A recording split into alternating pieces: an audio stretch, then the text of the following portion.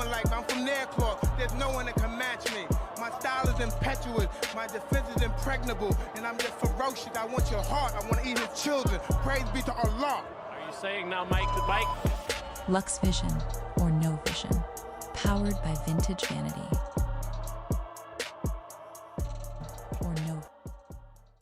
Ever. There's never been anybody as ruthless. I'm Sonny Liston, I'm Jack Dempsey. There's no one like me. I'm from their claw. There's no one that can match me. My style is impetuous. My defense is impregnable. And I'm just ferocious. I want your heart. I want to eat his children. Praise be to Allah. Are you saying now, Mike the Bike? Lux Vision or No Vision. Powered by Vintage Vanity.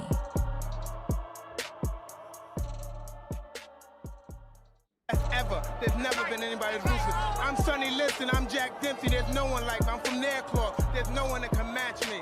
My style is impetuous. My defense is impregnable. Boxing first, what's going on with it, big dog? We about to get it going, man. Shouts out to the Noti gang. Praise be to Allah. Are you saying now, Mike the Bike? Lux Vision or No Vision. Powered by Vintage Vanity. Yes, sir.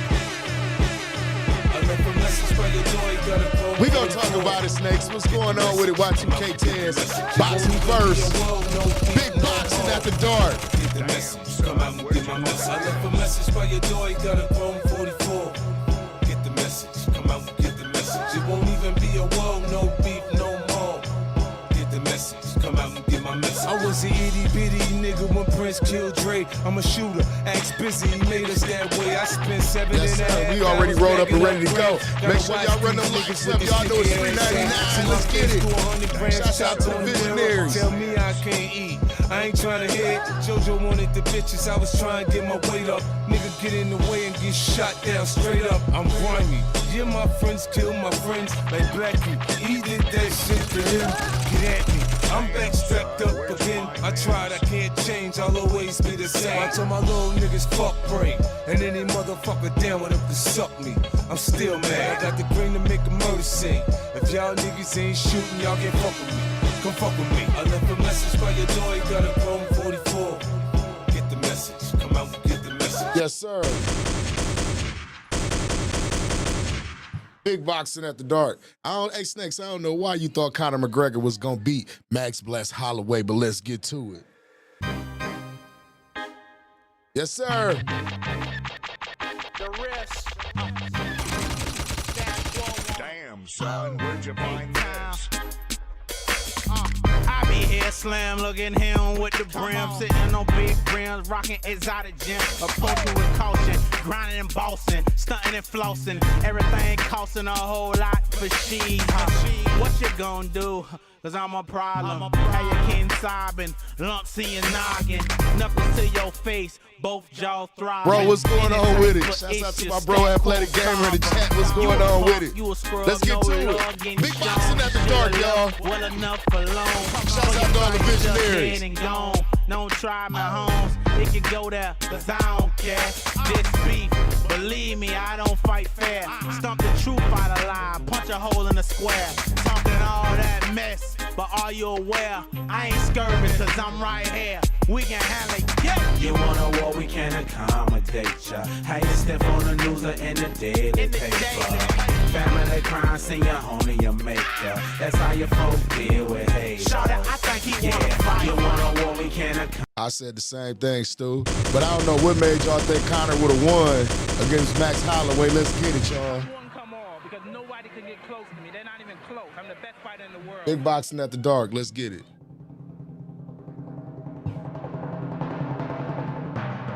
Yo, shouts out to the Noti gang in the building. Athletic Gamer, Snakes. You get what I'm saying? Boxing first. You're now tuned in to Big Boxing at the Dark. Brought to you in part by yours truly, Lux Vision, a No Vision. Big Vision, the best.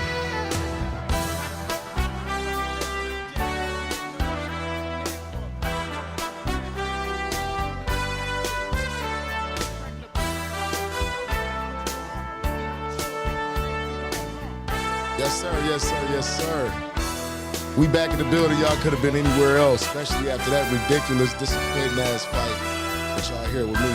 Lux Vision, a No Vision. BigVintageVanityShop.com. Make sure y'all go check me out there, grab some apparel, whatever the case may be. those who I'm getting my shit out to, for the free ski that I'm gonna send to y'all is gonna be real soon once we get all settled in and get everything up back. But what's going on with it? I know a lot of y'all disappointed. I don't know what y'all thought after a 5-year layoff. I knew it was gonna happen. But what's going on to y'all? Shouts out to y'all, man. Hopefully y'all enjoyed yourself tonight. Let's get into some other fights. You feel what I'm talking about right here, man. Big boxing at the dark. No telling how long we going tonight. You know what I'm talking about? Let's get to it. Y2K10s, what's up, brother? Damn, son, where'd you find this? Yes, sir.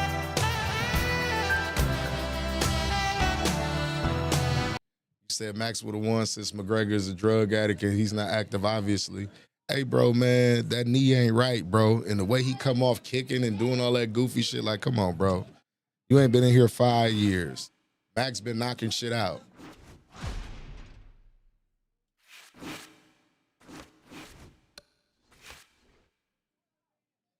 Oh, yeah, hopefully y'all got y'all L's ready because I'm about to get ready to light mine up. We on a late night. I don't know what time it is, no matter where you at, but shouts out to you for being here. Shouts out to everybody that random lights up because they know that shit free 99. Damn, son, where'd you find this? I just froze. Damn. That's how you know I ain't been playing Xbox. My son playing Roblox and all this other shit that's on here. I ain't even played 2K in a while, y'all. That's what's crazy. Yeah, hey, bro, I know you was mad as fuck about that fight. You wanted Conor to win, didn't you? You thought Conor was going to win, bro? That shit was 61 seconds. What about Paddy Pimblett? Came out there and choked the old boy out in the first 69 seconds of the fight. So, yeah. People be disappointed in that type shit. I'd be happy to see a motherfucker get knocked out or choked out. Now, a motherfucker hurt and all that other shit, like, that's some bullshit. But it is what it is. It show you, man, the training. Like, Conor looked like he was in shape like a motherfucker, but dog, how the fuck you blow your knee in the first, like, 16 seconds?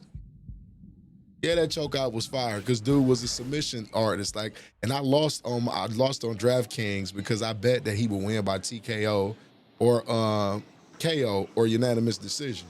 I didn't think he was submitting, so I kind of lost in those areas. I won a few dollars, but not that major. That shit was.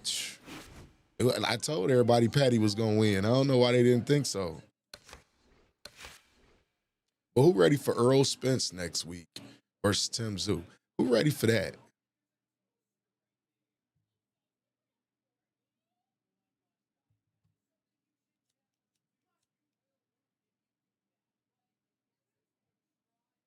You said, I mean, everybody wanted it to last longer. Of course, I didn't want to see it end like that. But, like, damn. Like, that's crazy. They just showed, man. 7 seconds Conor was done. Yeah, it was over. He couldn't do nothing else. He tried, but every time he threw a punch, he fell to the ground. It got to the point, like, Max, like, he can't fight, bro. Like, come on, bro. See, that's what 5 years out of that octagon to do. And then you come in trying to do some old Jean-Claude Van Damme type shit, kicks and shit like that, and then fucked yourself over. This ain't blood sport. Lil Kurt, what's going on?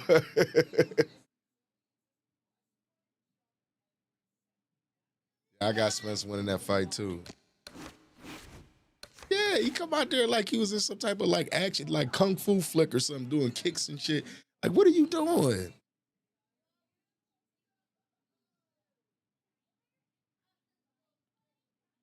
They showed it in replay, knee blew straight out.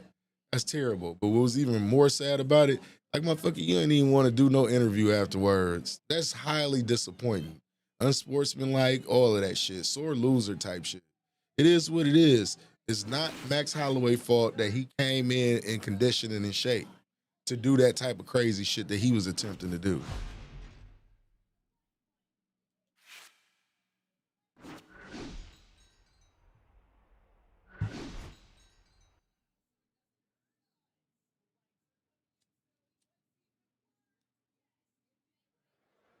You said that fight was an embarrassment?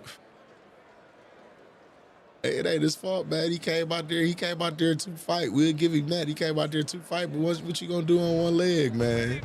What you gonna do on one leg? Let's be honest, y'all. It happens. It happens. That's like no different than when Anderson Silva broke his leg against Chris Weidman. I was heartbroken. I was. But, I mean, it's the nature of the game, bro. You got 50 Spence lose. Nah, you done lost your mind. Not against Tim Tszyu.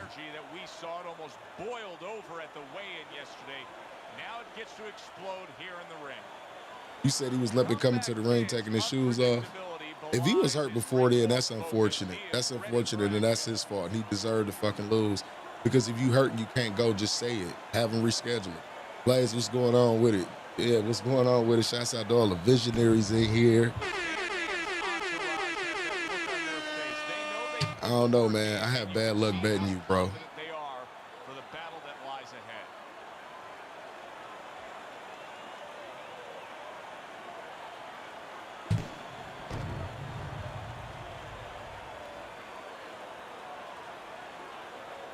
This dude connection ass already. Round number 1 is now underway. All the talk is done.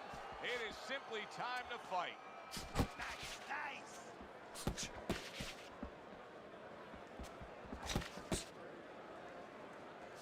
Oh, that's a big hook right there.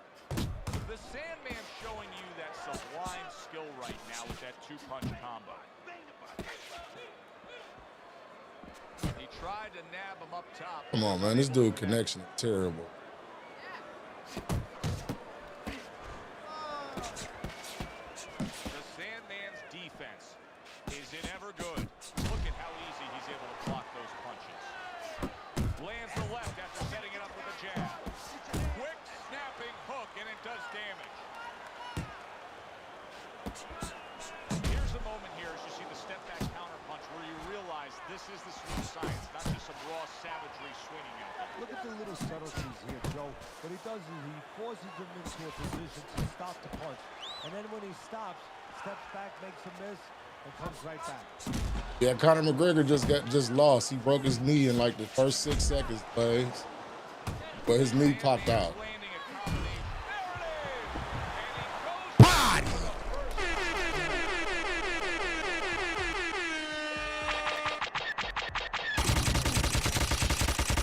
Damn, son. Where'd you find this?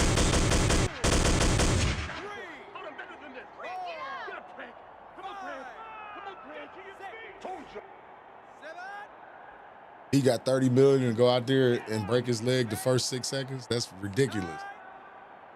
That's ridiculous. Let me do that. I go out there and break a leg for 30 million. I go out there and break a leg for 30 million. Yeah, Blaze, he came out there and thought he was John Claude Van Damme in Bloodsport, throwing all types of crazy kicks and shit.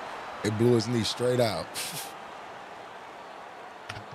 I was happy because you know what? I ain't gonna say I hate y'all. Y'all Conor McGregor fans believe in him. Y'all really believe in him. I feel like what a lot of McGregor fans do in the Floyd Mayweather fight because they really thought in their hearts that Conor McGregor was going to beat Floyd Mayweather in a boxing match. That was the funniest shit that I ever heard of in my life. That's how much they believe in Conor McGregor. I've been stopped believing in Conor McGregor. Ever since I seen, what was my boy named, Khabib? Ever since what Khabib did to him, I never believed in him from that point on. I'm just going to be honest with y'all.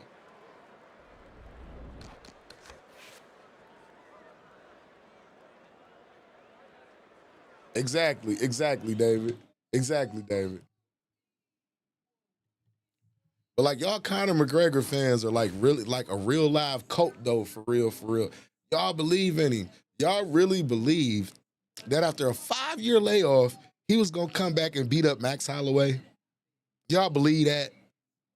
I know they fought before it, but that's when they was young. Max on a whole nother level and been active. What are we saying here? Even if he didn't get hurt, I still had Max getting at him because Max, what was that, 170 or something like that? Max looked good at 170. But like y'all Conor McGregor fans, man, y'all got to chill, man. Y'all boy, he ain't him no more. He ain't him no more. Just accept that. He 38 with a fucked up knee. Yeah, Patty, that was my boy. Patty did what he's supposed to do. Yeah, like, bro, they will fall out with you over a Conor McGregor. And I just like, when was the last time he won? When was the last time he won something? Be honest. And like Conor had his time. But when was the last time that he really significantly won something? Thomas at Mack Center for our main event. 10 rounds in the middleweight division. Great atmosphere here tonight. I believe that he got too much money when he fought Floyd, bro. That was too much money. He ain't never had that type of money. Coming down to the ring right now, and he does so with a certain gamesmanship, putting forth that attitude to his opponent, telling him, I'm the man, and I know it.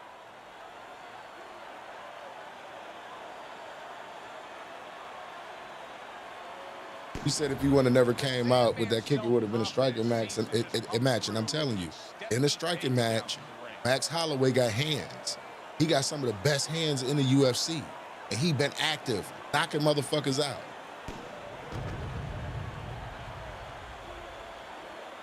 Don't get me wrong, it would have been a good fight, but I wouldn't have seen him. He looked like he ain't got it no more. He not a fighter no more.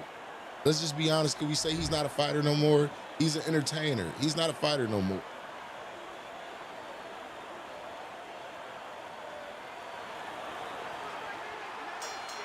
Scheduled to go the full 10 if we get that far. Round 1 underway.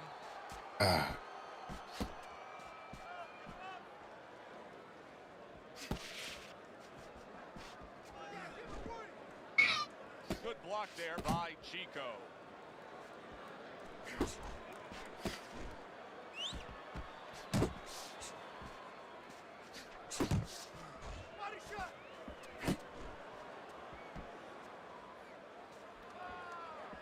You say, I ain't see nothing, relax. Nah, man. We ain't gonna let Conor off that easy.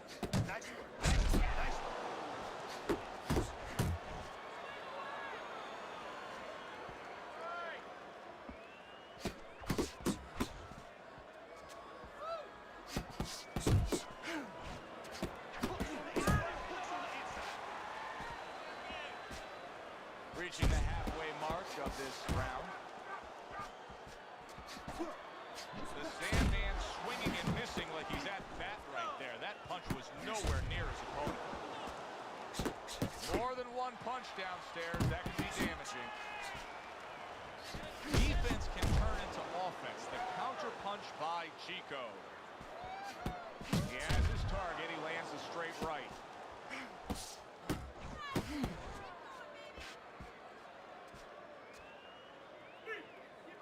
Okay, shit. Our family reunion the second week of August too, so you might be here at the same time. You say the cure is depression from retiring. You said Dustin Gappy. I know that was crazy though. That like I was watching that shit. I'm just like, what? Motherfuckers act like they was mad Patty choked dude out so early. I'm like, why it's a win? His opponent worked out well there. He damaged him in that round.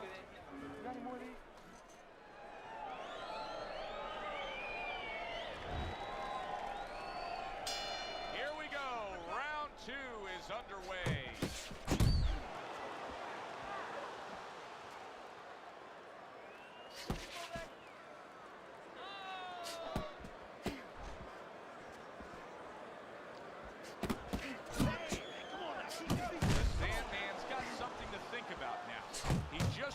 And had one coming right back at him. His opponent scored well with the counter.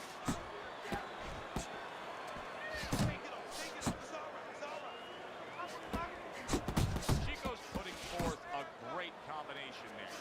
A well-placed overhand right. Able to land another power shot early on here, Teddy. Does he have to worry about trying to keep up this pace? No, I don't think so. If he keeps at this pace, he's not going to be around to worry. Here's one for you now, he says. Right back with the left hand. Good combination to the body. And coming upon the halfway mark of this 3-minute round. He's committing to the work downstairs. He puts forth the right hand. The Sandman's so dangerous with that accuracy. combination landing. Accurate shot, straight right hand comes in. Little head hunting with the left. Teddy did a smart thing right there. Just created enough space and then landed the counter punch. Looked like the will of the wisp. The old great Willie Peck. Made him miss, made him pay.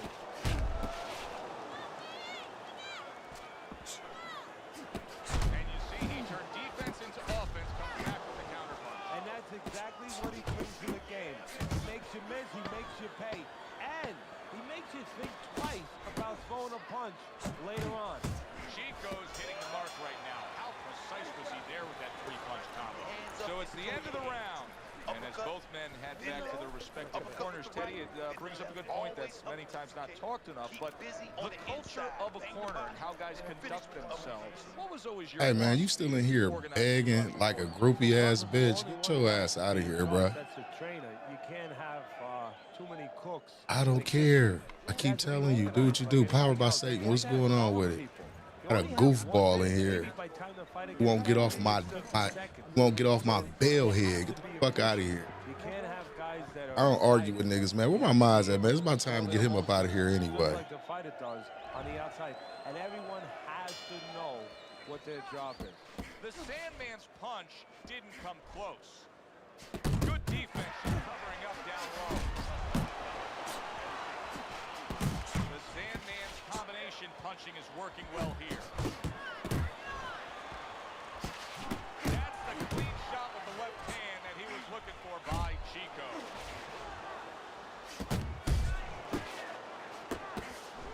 And that's what fighters do. Pulls the trigger right away after taking one.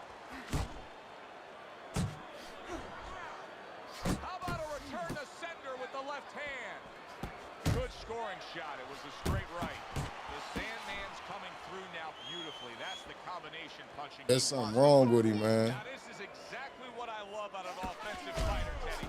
A guy who's able to put together the multi-punch combinations and make it look like it's just a sweet science. Yeah, exactly. That's what you do when you have good fundamentals. Not just good physical ability. That's only part of the equation. But just good technical ability. And that's what he's doing. He's snapping his punches. They're nice and clean. They're crisp. They're short. They're together. The Sandman's at his best when the combinations are landing. He scored well there with that combo. That's what we worked on at the gym. Good job, boy. Good job. Chico's able to land a good, solid left hand.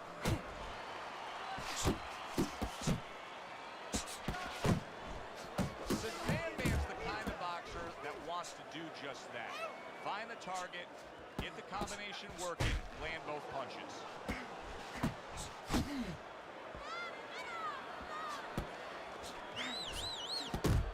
Big Oh, this is gonna be close. He may be able to survive the round. no, I didn't see that shit. I didn't see that shit. That shit probably was funny. 1, 2. And somehow, some way, he's gonna continue on here. And if he's going to stay in this fight, now he's got to avoid Said, could he get a rematch after he quit? That's so funny. We have to take a chance with this guy, all right? You got that? You have to take a pace. water up there, and that's it. Keep your hands. All right? You don't need that. Keep your hands Throw up. that away.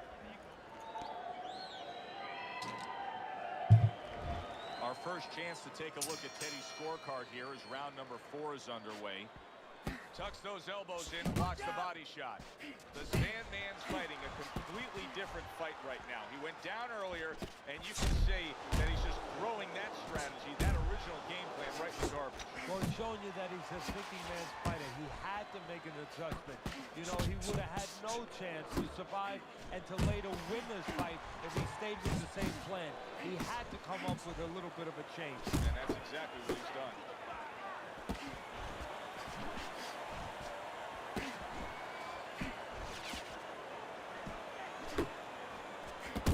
Good job on the two-punch combo by Chico.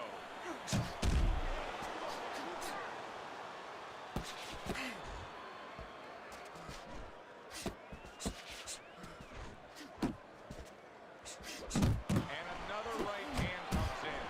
Chico's got to deal with a It's below the eye, but still, it can get nasty as the fight progresses.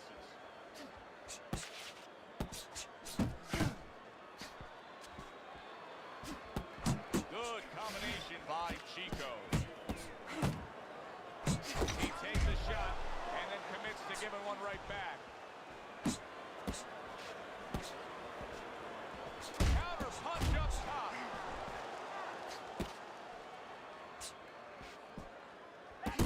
Comes right back at him with a left hand. A good block. He missed by a mile. That wasn't even close by Chico.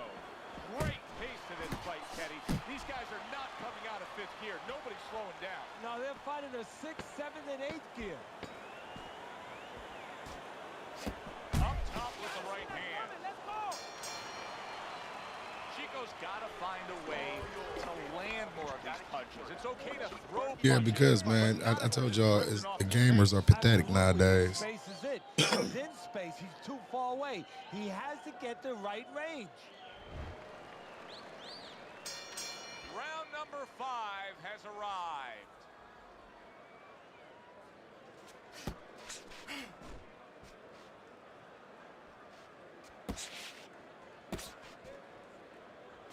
Keep moving! Keep moving! And there's the left hand working well for him again. Commits to the straight right.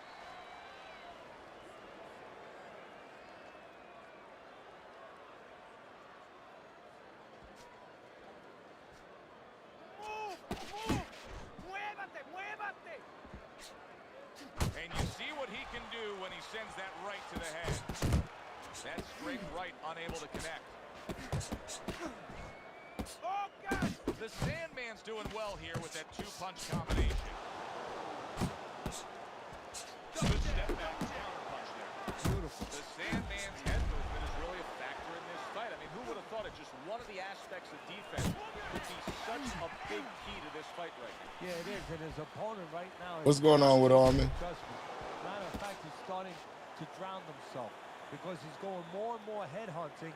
And the more he does it, the more he misses, the more frustrated he gets, the more tired he gets. He needs to make a change. Downstairs to the place that's not moving. Down to the body.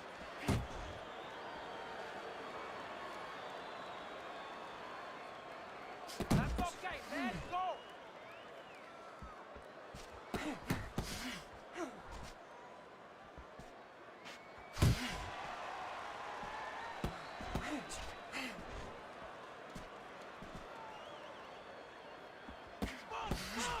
Keep moving. Keep moving. Final 10 seconds of this 5th round. The Sandman's putting forth that hard work he did in training camp there, landing a crisp combination. Clean and crisp. That's why I don't fuck with that shit no more. But shouts out to Mr. Armin in the building. No, a triangle is better than a square. Why? More size. And he has shown me a lot of size. Given angles, counter punching, working inside, working outside. That's why he's the man. The Sandman's on the receiving end of a very good counter punch. Not hitting his mark there going upstairs. Chico's got to be feeling foolish, nailed by a counter punch. Well, I think a lot of people probably didn't expect this out of him, but I like the way he looks on the outside. He's an inside man, but guess what? He's got an outside touch. The Sandman's work in training camp is now paying off. Do you see the accuracy and the effectiveness with that combination? Great counter punch, and I love how he moved off to the side and then landed. The Sandman staying away from trouble. He's out there on the outside. Return to sender. He gives him back one of his own.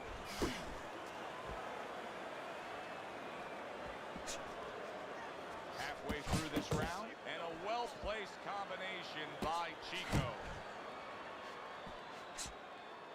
Comes right back at him with a left hand. Nice work! Nice work! Good flush shot upstairs. And now we got a fight. He fires back a right hand of his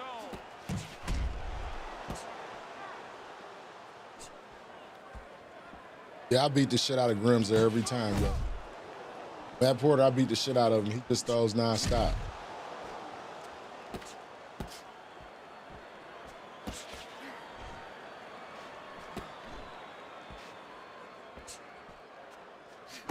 He digs into the body again. Just 10 seconds to go in this round. Off to the side, a little swing and a miss going upstairs. 3 minutes gone by in this round. Both these guys with No, I ain't surprised. faces cut up. Yeah, I beat him up every time. All you got to do is let him tire himself out. Yeah, it's unbelievable. I mean, it looks like a carnival. Counter the first 4 rounds, and after that, he's no good. Well, I don't know if he's hip to the idea of becoming a counter puncher, but I get the sense you'd agree with it. Yeah, exactly. I mean, he's got the perfect platform, the perfect form for it. The guy's walking in right now, not moving his head much. He can time him, he can counter him. Hits him in the mug with the right.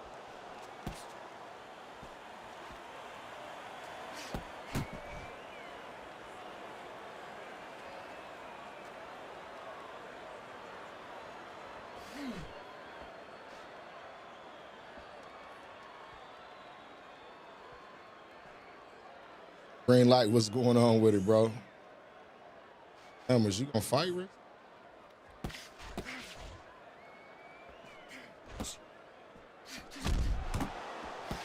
Or that's what you waiting for me? At the halfway point of round So you can counter? Wow, nice. That's all he trying. Left hand. You got it. Good solid 1-2 by Chico. The Sandman's really walking a tightrope here. I mean, that's a foul. That's a headbutt right there. He could get DQ'd. Chico's on the wrong end of a razor-sharp hook.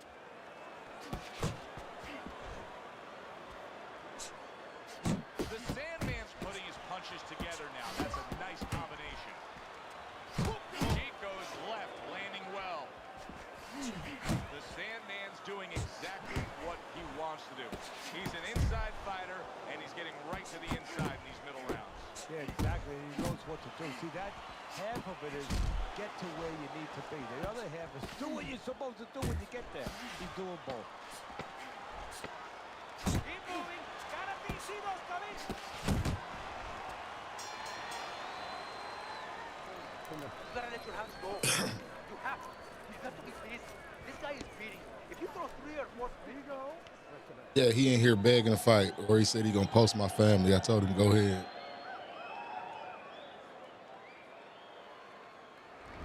I wonder if there's an answer to change this, Teddy. Here we are in round number 8, and it has become a one-sided fight as he has strung round after round together. You know, that's the right question, Joe, but you got to ask it to the right guy, not to the guy who's winning. He's going to keep doing it. Why would he change it? The opponent needs to be asked that question. Do you want to change this? Oh, he just misses with that headshot. Pulls the trigger right away with the left hand after getting tagged himself. Another flush shot up top.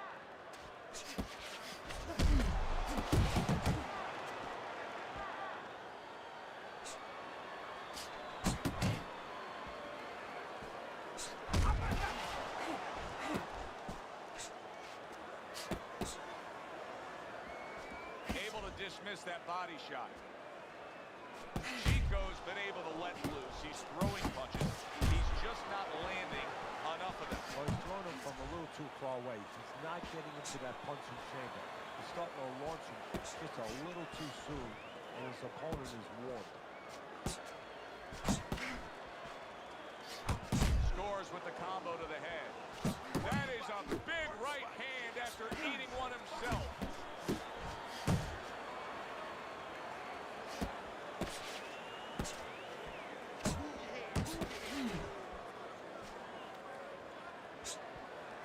The Sandman's just punching air that time. His opponent was able to get out of the way. He saw the uppercut, he took advantage, throwing it out there.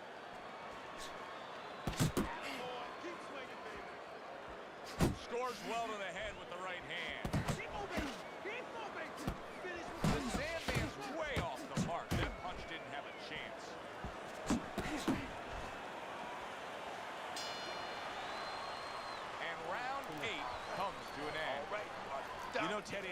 that cut as he's in the corner now, and it doesn't look good at all. Yeah, the microtransactions in the college football 27 single player, and everyone boycotted it, so they removed it. They need to do that for 2K. They should have did that years ago. That shit is pay to fucking play. And he needs to be thinking that way if he's not. Back to action now. We're underway in what has been a completely one-sided fight. You get the sense this one may not go the distance. He's committed to that left hand, and it's working out. He gets hit, but he gives it right back.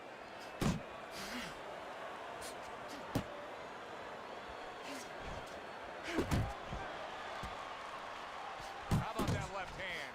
Chico's now feeling the effects, Teddy, of having his opponent punch right through that guard. Well, he should feel the effects. I mean, look, Joe, it's kind of like standing out in the rainstorm with an umbrella, and all of a sudden the wind's coming, and the rain's coming from the side, and you're standing there under the umbrella and say, why am I getting wet?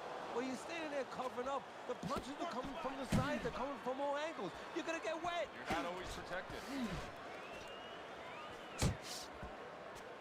The Sandman's right hand scores well.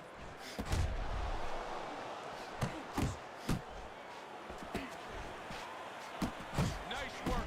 Chico's. Look at that. Up, off, and now in control. He scores.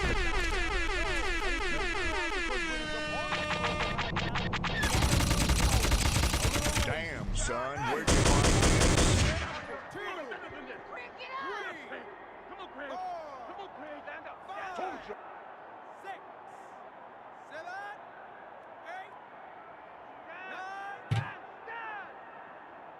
Down he goes, but he's going to continue on, beating the count.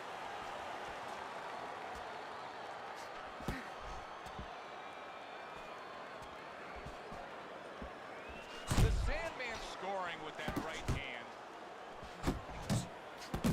Little volume punching to the body there. Scored well upstairs with the right hand.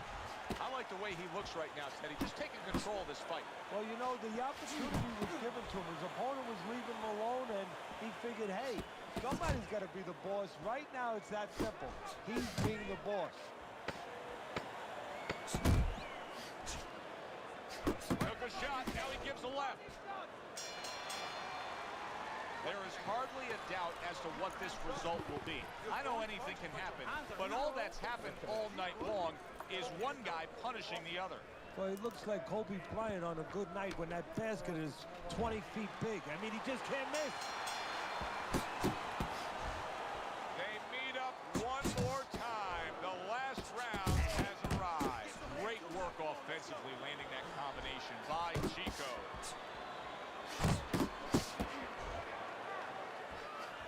Nice work blocking that, and then an uppercut of his own. Hey, keep your hands up. Oh, he took some damage, but he gave some back with the right hand. The Sandman showing you that sublime skill right now with that two-punch combo.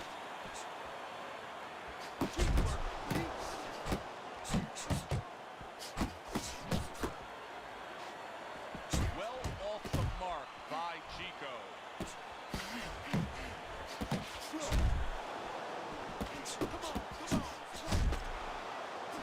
The Sandman's landing a combination here. That's what he does when he's at his very best.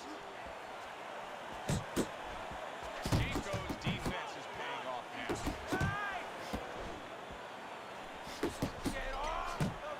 That worked out really well. Throwing off the right hand after getting tagged like that. Chico's flat-footed. There's no other way to describe it. He's not a fighter that gets up on his toes, moves around, gives you angles. He's flat-footed. Yeah, you don't have to be on the fight. Oh, he is stunned. He could. Oh! Oh, and he goes down again. The question is, can he rise up and continue on?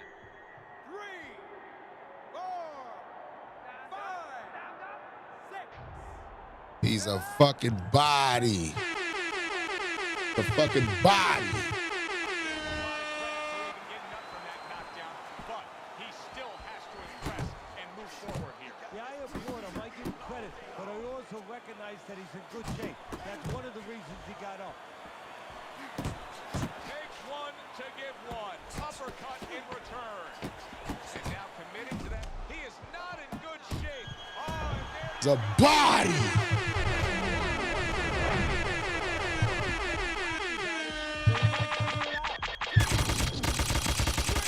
Damn, son, where'd you find this? Oh my God! 6, 7, 8. a consistently strong performance tonight. You don't have to be a calculus major to score this one. Just put those 10-9s together. And our ring announcer is standing by with the official decision.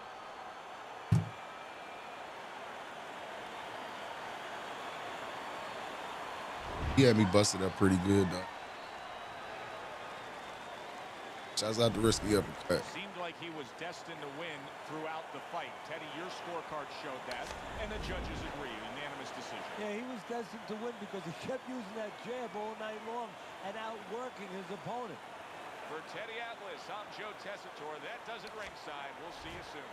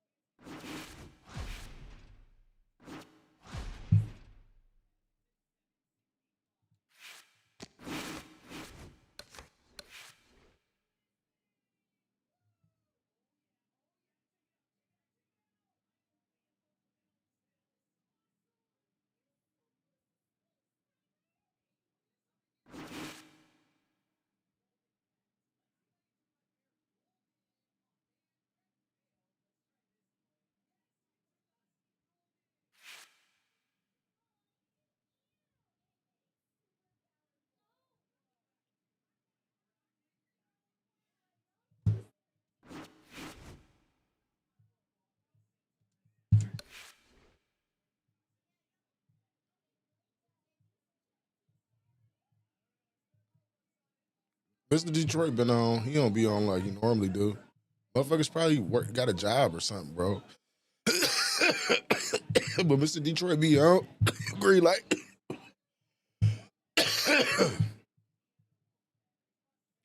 Shouts out to Mr. Detroit.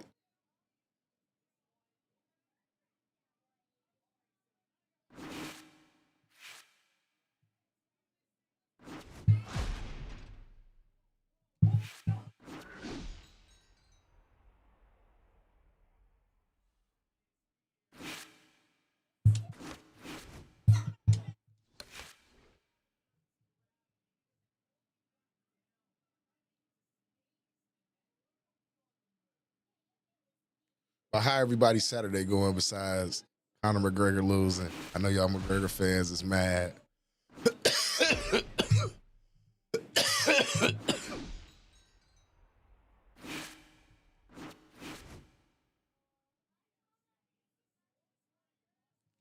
That's what he do. That's what he do. That's what he do. That's what a lot of these dudes do. They come out here and spam. I'm learning to spam. If y'all been no, fuck no. Nah, you 2 strikes you out. 2 strikes you out, David Jack.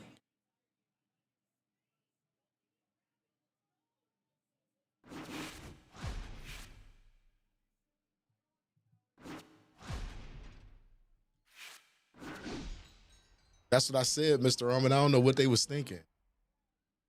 I don't know what they was thinking. Oh, he quit. He dug me. I guess because I smoked him the last couple times I fought him.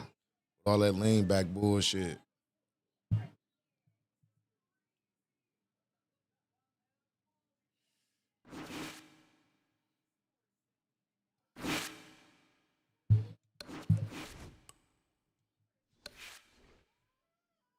Yeah, Mr. Rahman, I don't know what they thought. Conor McGregor ain't fought in 5 years, and I always ask people this question: when was the last time he won something? But his fan base is like fucking, he like Jesus, the second coming of Jesus Christ to them. To where like they be borderline delusional. Shouts out to the McGregor fans though.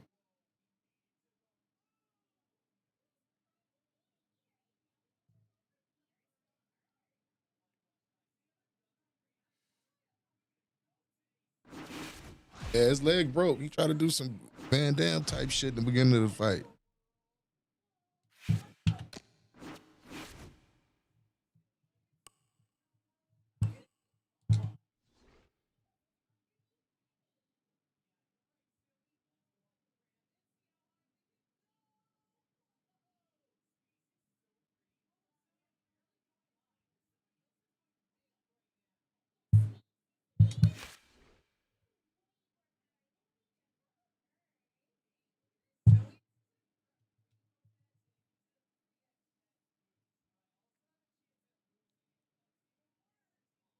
That's what I was saying, Mr. Armin. Max been in the fire, knocking people out. And Max got some of the best hands in the UFC, even if it was a striking match. Like, come on, man. Thug him with words. You gonna fight? I wanted Conor to win. He looked clean and got another freak injury. With no freak injury. That come from you not being in real competition for 5 fucking years. And then you come out throwing fucking, like, I don't know what the fuck he was trying to do.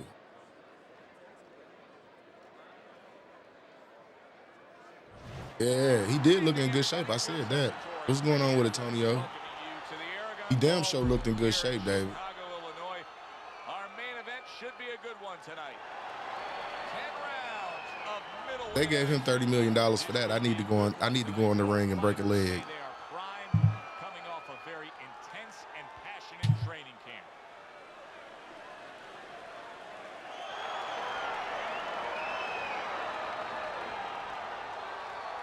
Said cocaine and drinking fuck Conor up. That could be. I think it was that money he got from Floyd. We went over the rules in the dressing room. Let's have a good, clean fight. Touch them up.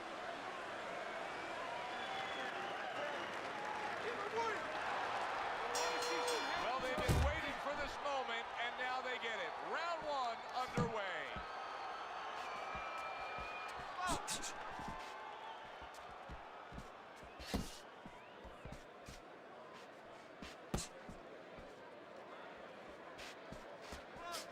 That's great stuff. He fires one right back after taking one. Gotta love the work by the bully. The Sandman's landed a good, solid combination. Come on, Jen, throw that uppercut.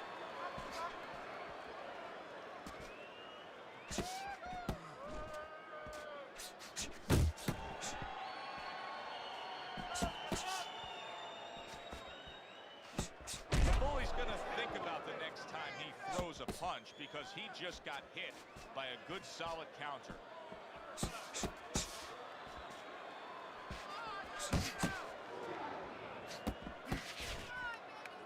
Halfway through round number 1.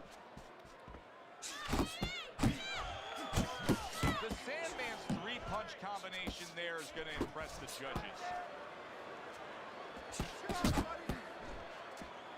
Very nice defensive guard there. Takes one, but gives one. Good work by the bully. That's good. And now he's targeting upstairs. Gets rid of that effort. The bully's so dangerous with that accuracy. A 2-punch combination landing.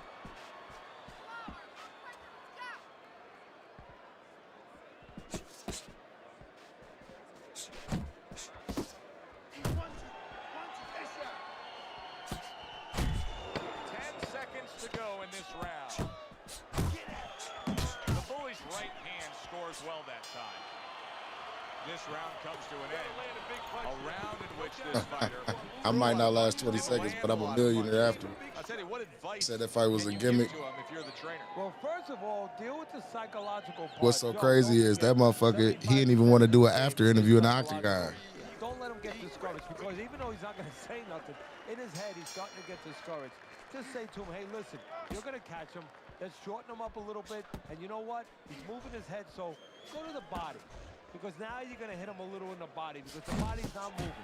The Sandman's not just loading up. He's landing combination punches like he did right there.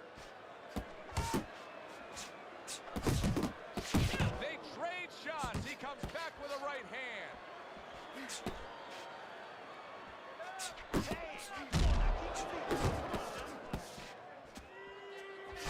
See, the defense pays off as he gets rid of that downstairs.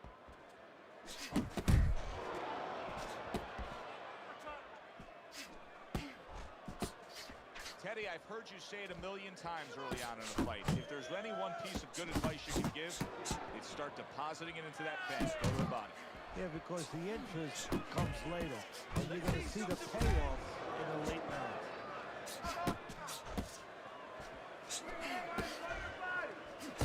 Targeting that jab with the right hand behind it. Good block. A little give and take, and here comes the left hand. Now you're seeing stamina right here. How can they possibly keep up this pace? Minutes ago in this round, and they have been all out. I know how I feel, Joe, myself. I mean, I feel like I've been on a roller coaster, except I'm not sitting, I'm standing. The Bully's showing you what it takes to be the best in this business. Good, crisp combos. The Sandman's left now getting into the mix.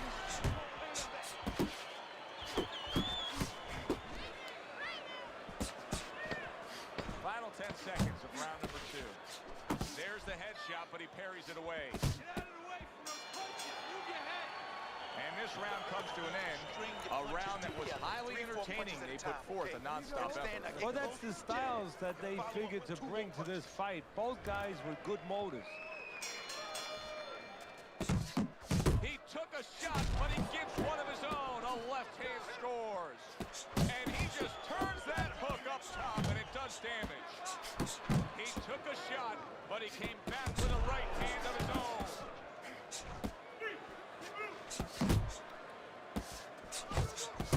He digs in, trying to bank away body shots with the combo. He returns the favor with a right hand of his own.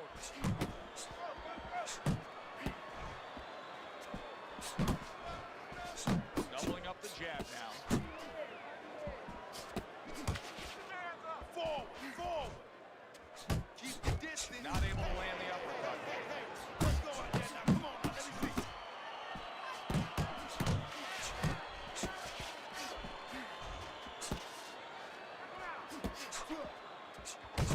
Well-placed body shot again. Oh, and he returns fire with a left hand.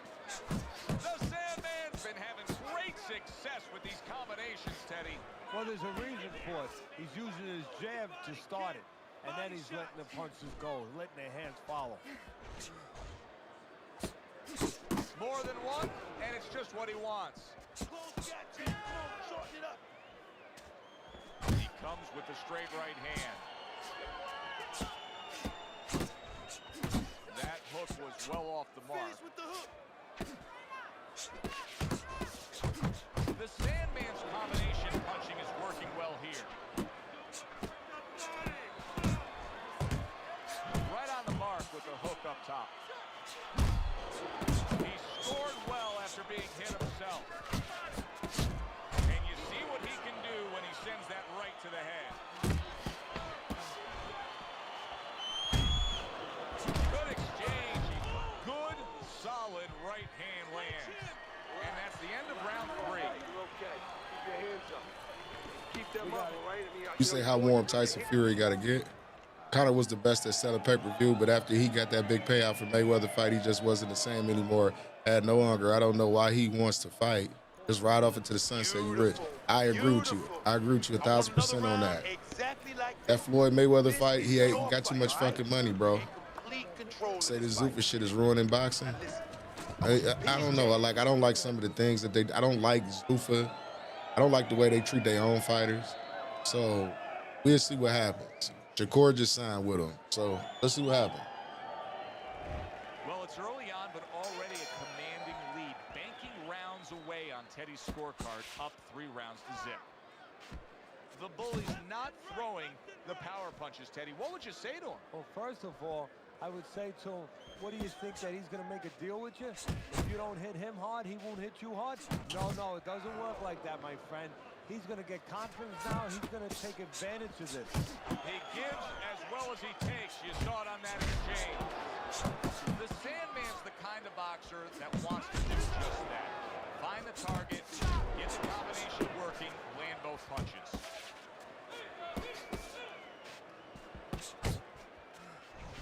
Little head knocking with that right hand.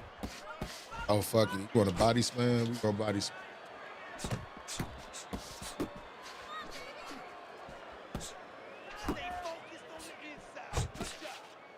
Halfway through round number 4. The Bullies doing well here with that 2-punch combination. He missed with that headshot. Well done that time, landing the counter punch. Boy, that worked out well with the uppercut.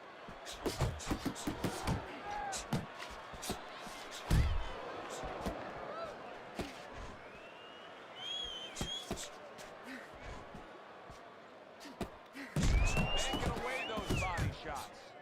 Get close to him. Close the distance. Use the ring. Use the whole ring.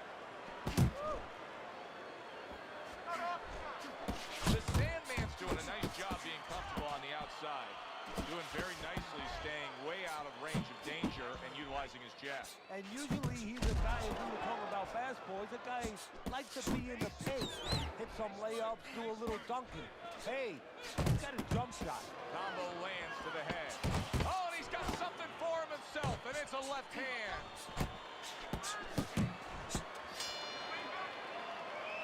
We have a body spam. Assess things right now as that round comes to an end. I think it's a close, good, solid fight that he's still very much in, but I do think he's on the downside of the scorecard. Yeah, but the most important thing is he has to know that. See, that's the thing. Can a fighter be honest with himself? And that's where the corner comes in. Somebody has to whisper in his ear and say, hey, listen, you might think you're in this place, but the reality, you're not.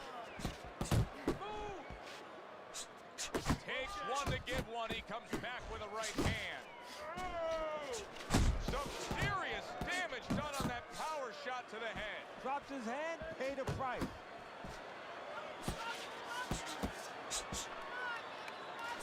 The Bullies got a little something coming back at him. A counter punch scored. To the head he goes with a left hand.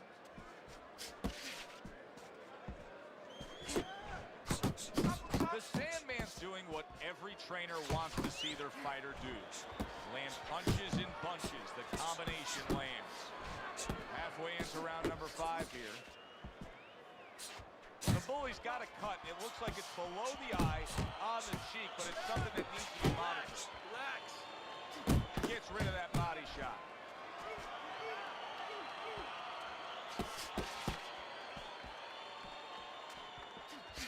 Accurate uppercut after taking a shot of his own. The Sandman's got that catch-me-if-you-can kind of attitude. He's almost daring his opponent at this point to try to land a headshot, but his movement's been so good. His defense is just supreme. Yeah, it is. He's moving from the waist. He's slipping the straight shots. He's weaving the hooks. He's doing a real magical job in there. But his opponent is making no adjustments at all. Fine-looking combination from him now. Well, that's the benefit of combination punching right there, Joe. The first couple missed, but the third, the fourth, they landed. And this round comes to an end. The Bullies' corner has to keep him calm. That's the kind of cut. You said they tried so hard to rig the World Cup for the USA to win. Why you say that, bro? Crazy glue instead of adrenaline. I mean, that is a scary cut, as you just said. Yeah, I hope you don't return the fight either, Mr. Allman. He should have hung it up against after Dustin Poirier. This is yours. You hear me? This is your fight. Keep it up. Keep scoring points like that and keep throwing punches. The start of the 6th round. The Sandman's corner has to be pleased with everything they've seen so far tonight.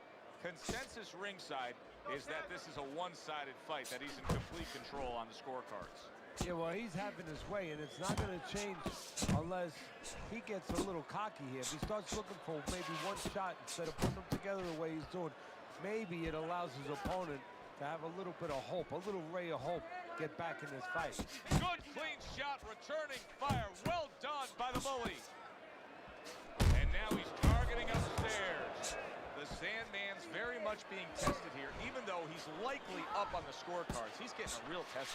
Yeah, Joe, a test that will serve him in the future. If he goes on to win this fight, which I think he will, he's going to take what he learned here today, what he gained here today, and it's going to serve him as he moves forward in his career. Reaching the halfway point of round number 6. The bully's nose is now starting to bleed.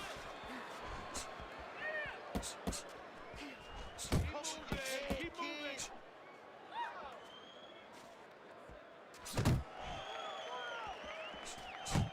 And now he scores well with a straight right. And you see what he can do when he sends that right to the head. Solid left hand to the head.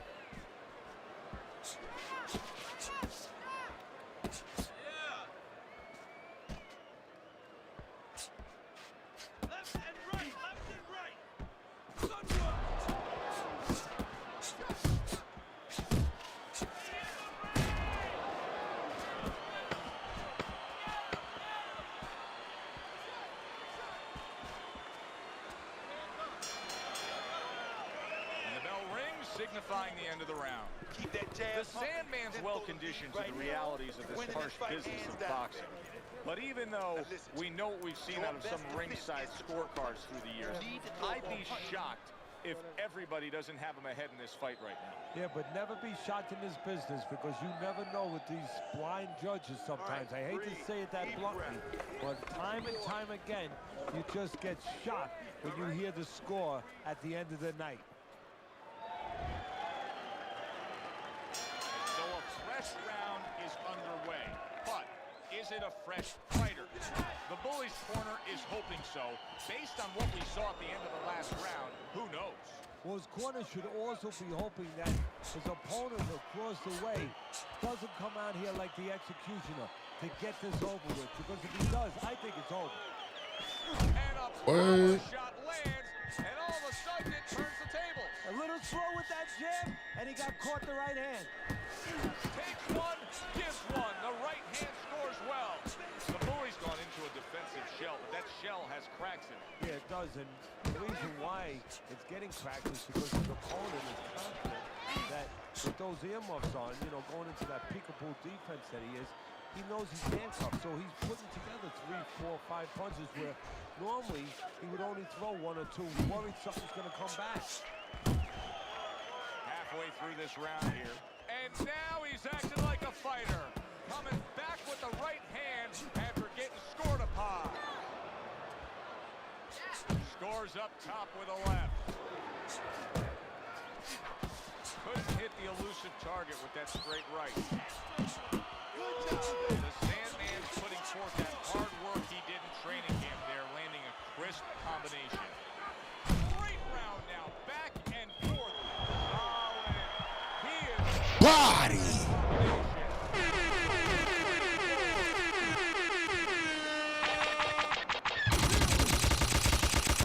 Damn, son, where'd you find this?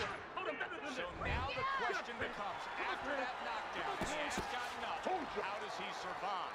Joe, this is where instincts kick in. You got to start moving that head automatically right now. You don't want to stay in the middle. There's the combo to the body. The bully's done a good job there, offensively scoring with that left hand. Big shot there. Oh, and now the real test. Can he get up after going down a second time? 2, 3, 4, 5. How you doing? Keep your hands up. Don't worry, all right? I just need you to focus. Keep your hands up. Keep working the jab, okay? Double up the jab and just keep moving. You okay? Good, I need you to use your feet, all right? Move around.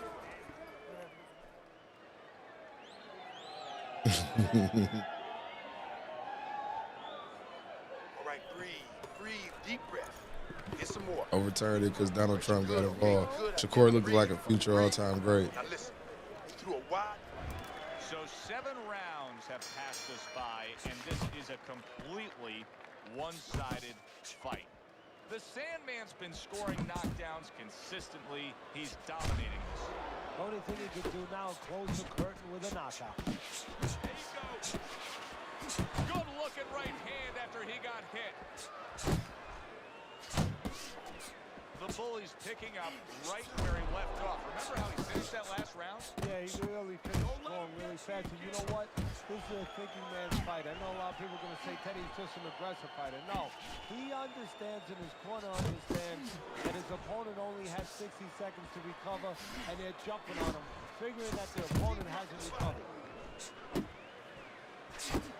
Zoning in on that gut combination punch downstairs. Took a go of it to the body, but came up empty.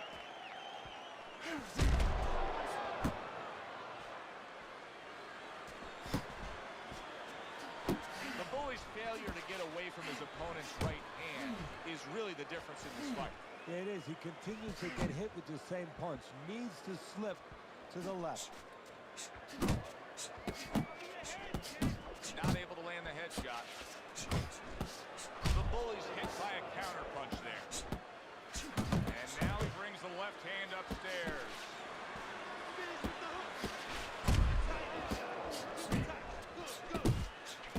The Bully's putting forth solid from absolutely out of nowhere to now on top of the world. He just floored him with that punch. Short one, maybe 6 inches. 6, 7.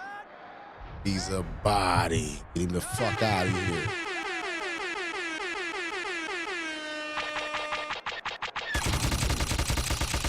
Damn, son, where'd you find this? Fight is over. The Bully's a knockout victim. He couldn't be Body. down. Fuck wrong with him, all that body spamming bullshit. I think Shakur Stevenson is going to get beat up by Devin Haney, and y'all might get mad at me, but I don't care. Devin Haney ain't going to beat up Shakur. That's actually going to be one-sided.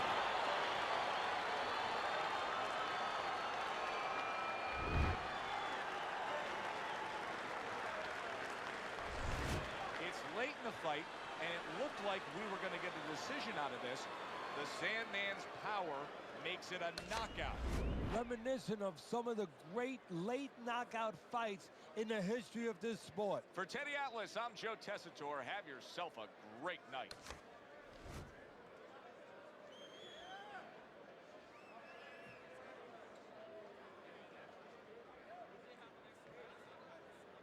Very aware. I think he probably got the highest boxing IQ out of the bunch.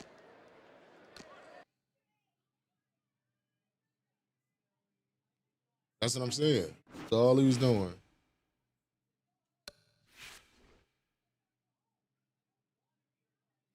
That shit was funny listening to them too. He like, you don't know shit about boxing. And you ignorant as fuck when it comes to boxing. And he is.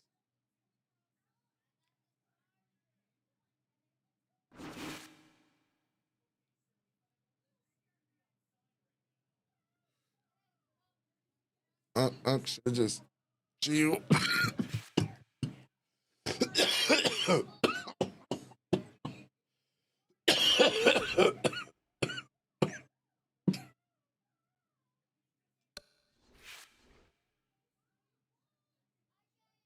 I ain't heard too much of it either. I ain't really been keeping up with it though, Matt Porter.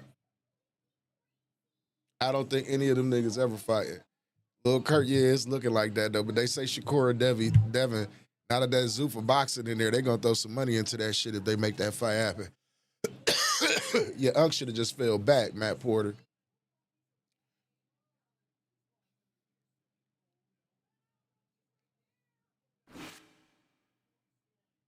But it's like, if you pay attention, it's like that with every generation. We had that with Manny Pacquiao, Floyd Mayweather.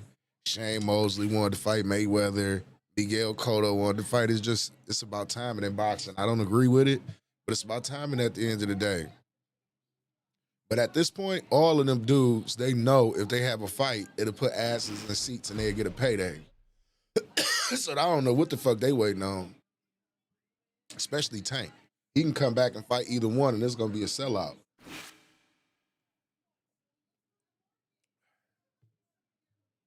Or it's Zepeda.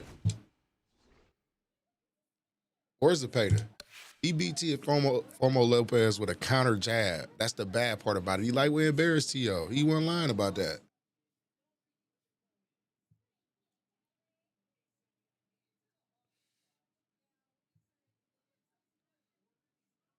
Tank loses to Shakur.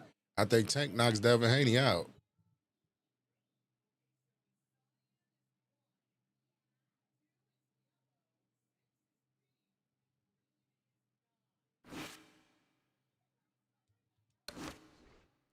Lil Kurt say he tired of that bullshit. I feel you, Lil Kurt, but that's how it is in boxing, unfortunately, sometimes.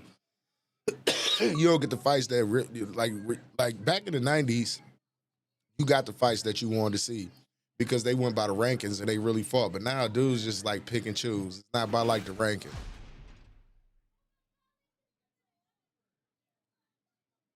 Mickey Blue, you said you can't stand him green light. What y'all think about me hopping on that new UFC? How y'all like that new UFC?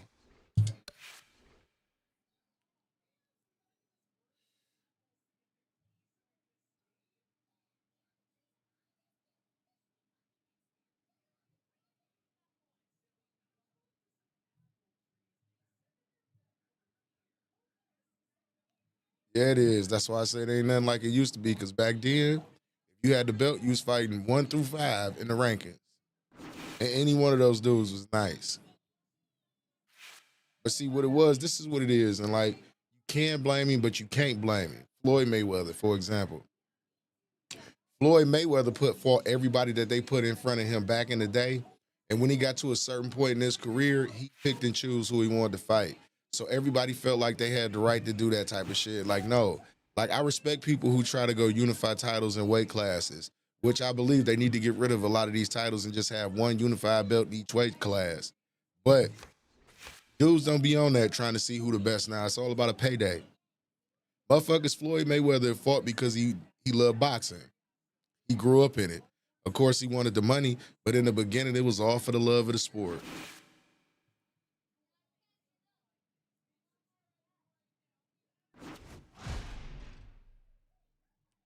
Oh, this goofball. I don't know what's wrong with him.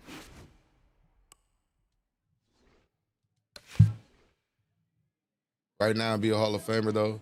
I don't know about Tank and Shakur. Devin can't retire and be no Hall of Famer. He got knocked out. He didn't get knocked out. He got beat up by Ryan Garcia. He need to get back.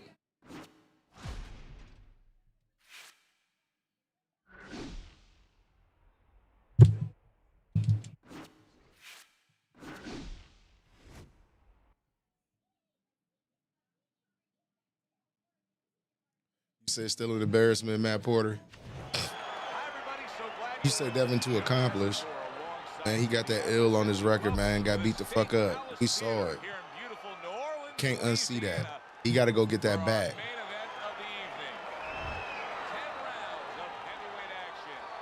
Great atmosphere here tonight. You talk to everybody ringside.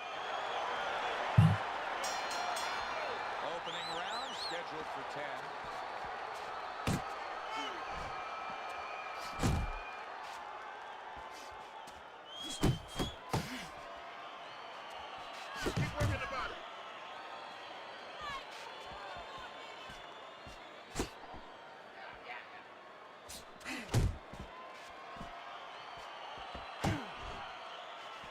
There's a good right hand.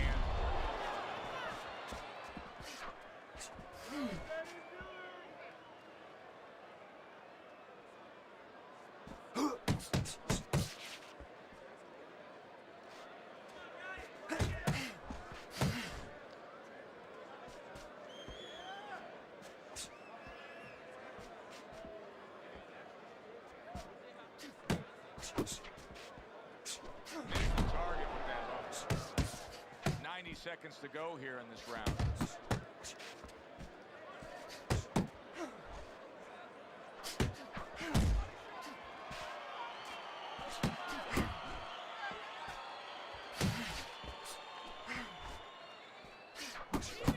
Mr. Showtime's at his best when the combinations are landing.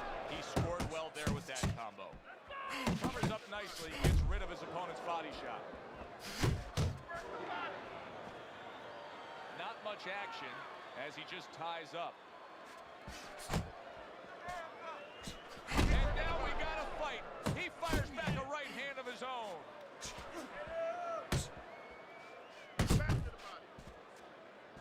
A headshot blocked.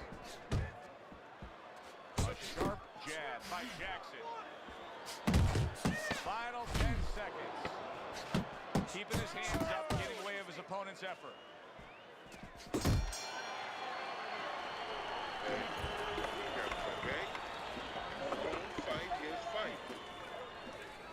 Shakur box office too. At this point he is, because everybody want to see him lose. If you think about it, Lil Kurt. Everybody wants to see him lose. I only got 10 hours of playthrough time. People spamming the takedowns. Deep breath. You're in control of this fight. Here we go. Round 2 is underway.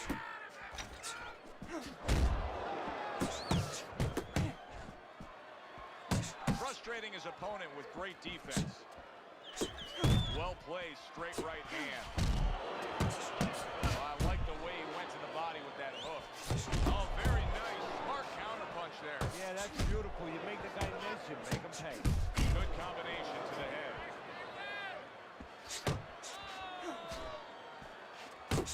Blocks away that headshot. Here's one for you now, he says. Right back with the left hand. Oh, that's good stuff. Firing right back with one of his own. Good work by Jackson. Jackson's work in training camp is now paying off. Do you see the accuracy, the effectiveness with that combination? Halfway through round number 2.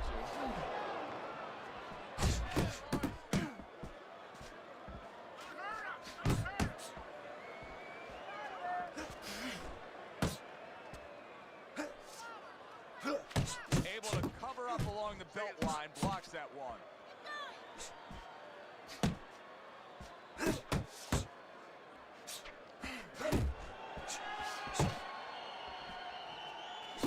Jackson's putting his punches together now. That's a nice combination.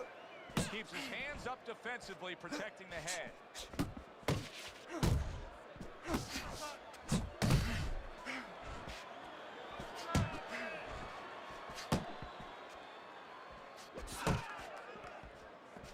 Jackson's blocking ability is doing well for him there. And clicks of the top.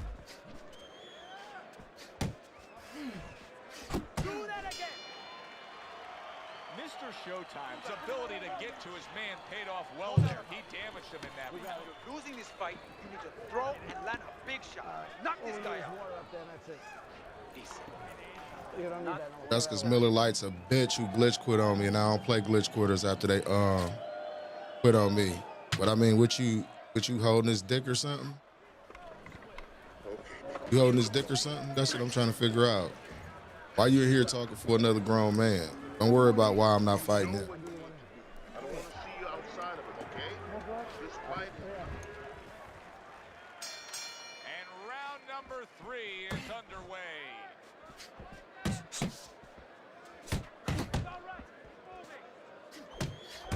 Fuck, I'm gonna play a glitch quitter for her. What's wrong with it? What the fuck is wrong with y'all niggas?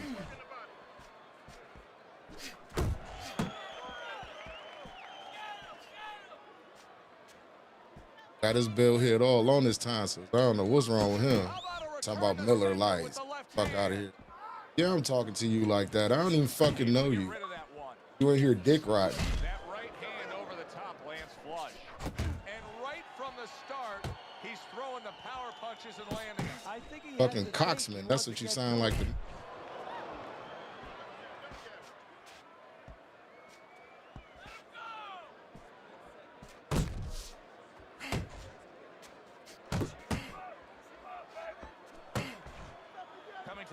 halfway point of this third round. Keep working the jab. Targeting that midsection now with the combo. Fine work with the left hand. He landed well by Jackson. Nice work.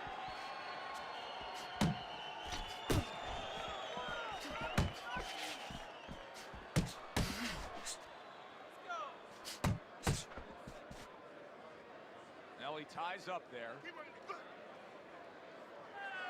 Early on in this fight, one of the things I'm going to look for Right, is who's the right, most right, Lil well-rounded Kurt. fighter offensively. Who can do it all with all their punches? Well, you look for that in any sport, in any profession. Rainbow You know, Club type nigga. They holding hands you and know, shit. in football, the great ones, they can throw deep, but they can throw the short patterns. They can throw the outs, the in patterns. Same thing with a fighter. You ain't got me on video quitting on you. You can get the fuck out of here with you with that. I don't even go backwards and forwards with Nick. Post a video. Post a video. Keep saying that. Don't go crazy in there. Box smart, man. Don't let I do offer $100 to one of y'all to post a video, and then one of y'all posted the video. Y'all some clowns. It's probably you too. I want to see the video. Start of round number 4. Jackson's well-skilled plan has earned him every round on your scorecard, Teddy. Yeah, he hasn't always been the aggressor, but he's definitely been a more effective puncher, landing the clean shots. Teddy, there are opportunities that are here for him, aren't there? Yeah, counterpunch opportunities because he's got an opponent who... He is damaged badly there. He may hit the floor. Teddy, I think he's going to go down. I think he's going to go down after getting attacked right there. He doesn't know where to go. Big shot. He is not... You the only one that say I got bad energy though. That's some female shit to say. You got bad energy. How you sound? Fuck out of here, man. We about to get y'all on up out of here. So y'all go backwards and forwards with niggas. That's what y'all niggas do. Y'all want to argue like bitches and cause confrontation, stupid shit, and just say dumb shit. The trolling, we don't mind. But when you come in here dick eating like that, like, bro, what's wrong with you? You dick eating for a glitch quitting ass nigga who done quit on 90% of people in this chat. Tried to land that upstairs and was off the mark. That's where you want to be at? You want to die on that hill, pimp? Be my guest. But I want y'all to post that video of me quitting. Comes right back at him with a left hand. That's it. That's it. A clean shot lands upstairs by Jackson. Really a lot of consistency. It's about 10 people that can really say that that nigga quit on them in here. That he probably don't even know that be in my chat. That's what's so funny about it. Off the mark there. Everybody in here know I don't fight glitch quitters. Only glitch quitter we fight is Laker Queen because it's funny making them rage quit. But other than that, you glitch quit on me, it's a wrap. It don't matter who you is.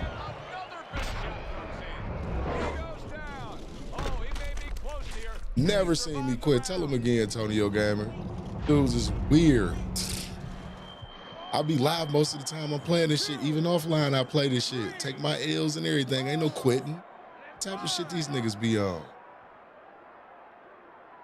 He gets up after that punch, put him down on the canvas. Now he needs to get on that bicycle and stay away from this guy. Able to defend and then go on the offensive. And round 4 comes to an end. Well, we've seen this before, a fighter with a bad cut, and sometimes a fighter that now has... That's why I want to say I want to see this mystery video. I want to see a video of he quitting. He's rolling the dice. He's hoping to come up with 7.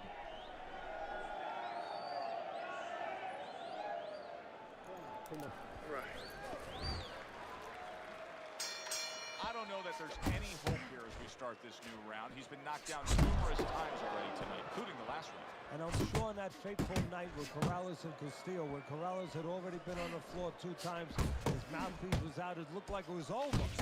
I'm sure nobody thought that it was only beginning. And then once, Corrales came back and scored a knockout. Gotta be accurate to send the combination to the body, and he does that.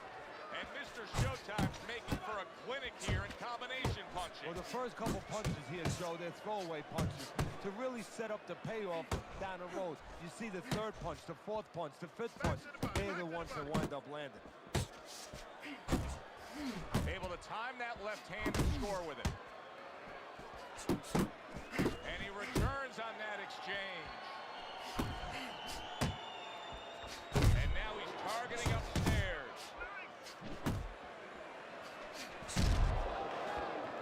Still plenty of time to work here in round number 5. A minute and a half to go.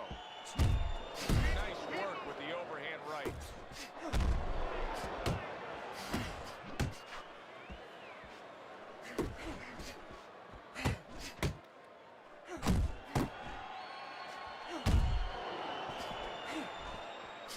Left to the body. What a great job. He gave one right back in return. Nice work by Jackson. Still no defense out of him. Still no ability to stop this onslaught. He's taking serious damage. And you got to worry about his future because the damage he's taking right now for tonight, okay, we understand that, but how is this going to impact him for the future? That's where you're starting to get into a danger zone right now. Threw the straight right hand, but didn't score with it.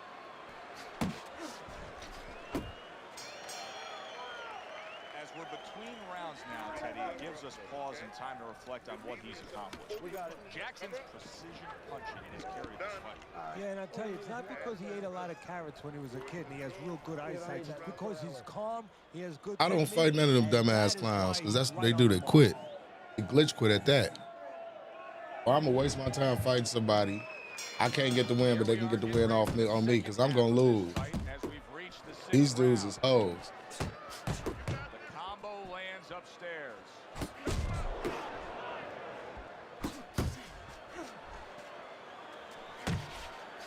Solid left hand. Comes right He just went spam straight to the body now. Jackson's showing you that sublime skill right now with that two-punch combo.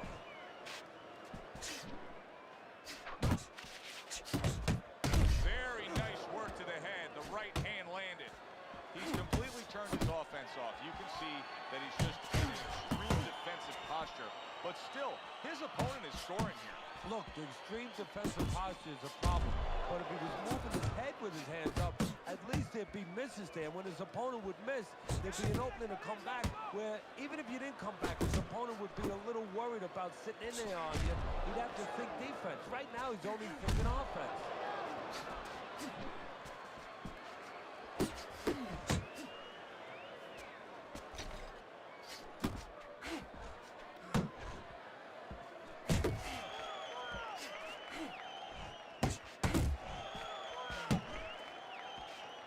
Comes right back with a shot of his own.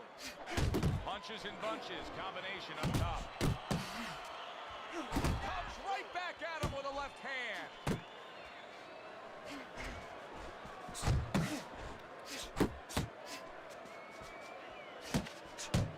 What impact from that uppercut by Jackson.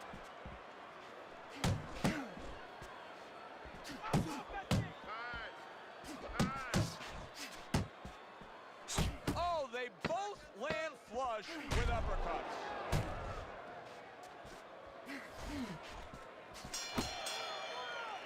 So he puts forth another punishing display. Jackson's dominating this fight from start to finish, and the end is getting near. Yeah, and his opponent's looking like he's got Everlast written on his forehead. I mean, he looks like a bag. Mr. Showtime's doing exactly what you should to be a strong defensive fighter. You got to block those punches away. Jackson's getting back to basics, a good solid jab. Mr. Showtime's got a real acquired skill here, and that is the ability to pick your shots and land them. So you hear the saying when people say, do you know what time it is? You have to know what time it is. He knows what time it is. He knows when to throw a certain punch. He just missed that shot up top.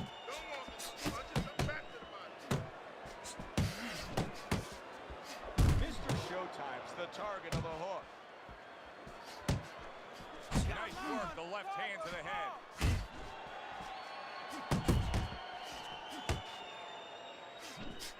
He has his target. He lands a straight right. Halfway through the 7th round. Flush right hand to the head. Solid shot again downstairs.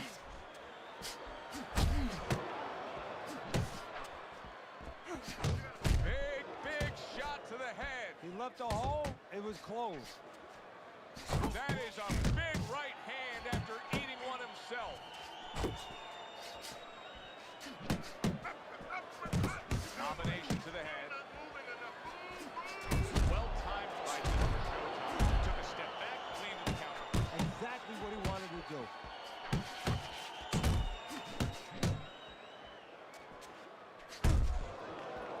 Just not there. Straight right hand off the mark.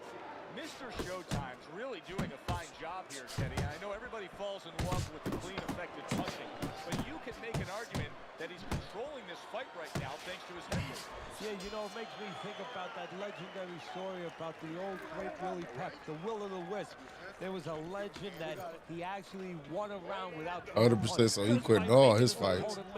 Just by ring generalship. Beginning of round 8 as we look at Teddy's scorecard and how else could you score. Jackson's been doing anything he wants to do tonight, including dropping his opponent. Yeah, he's way ahead in this fight, and more importantly, his opponent now is so discouraged. I don't see any chance of creeping back. Committing well now to that left hand over the top. Super two-punch combo by Jackson.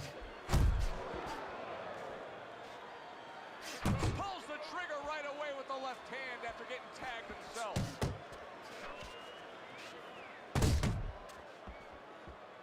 Good fighting, snapping shot by Jackson.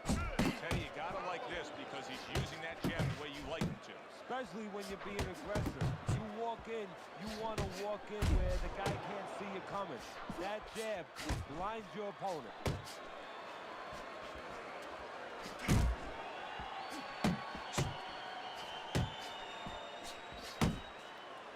Took a shot, now he gives a left. Listen, he's still being highly competitive, even though you would have to think, if you're judging this fight at all, that he's way behind. Does that give him hope that still there's a chance that he can score the knockout and get this win? Yeah, because his attitude is still there. He hasn't given up on himself. And as long as you haven't given up on yourself, you always have a chance where one punch can separate that guy from his consciousness. Very effective with the block and in the score.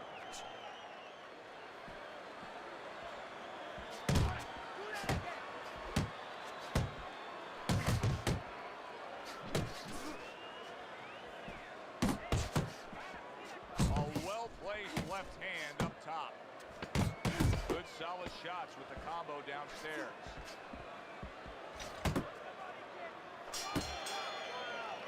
And that's the end of round 8. Listen, he's a veteran guy. He knows the truth of the situation. That's a really bad cut. The kind of cut that can end the fight. Yeah, he has a gamble right now. You know, just got a last call in the casino. They just said, you know, you got 3 more rolls of the dice. He's got to roll him. He's going to blow on him. He's got to do everything. I need you to jump on him in this round, all right? That's what's up, Tree. You can do that.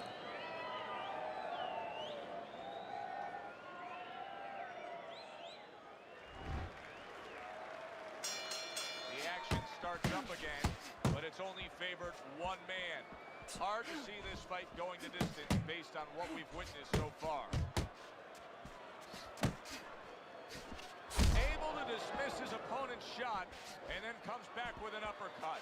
Jackson's been doing a very good job landing that uppercut against his opponent. Teddy, if you're his opponent, you know that uppercut's coming. What should you be doing? Well, exactly. You should move your head a little bit, slip a little bit, let that uppercut miss you, and then there's going to be an opening to counter right away, fill that hole, probably with a hook. A little something for his opponent after getting tagged. And you see what he can do when he sends that right to the head.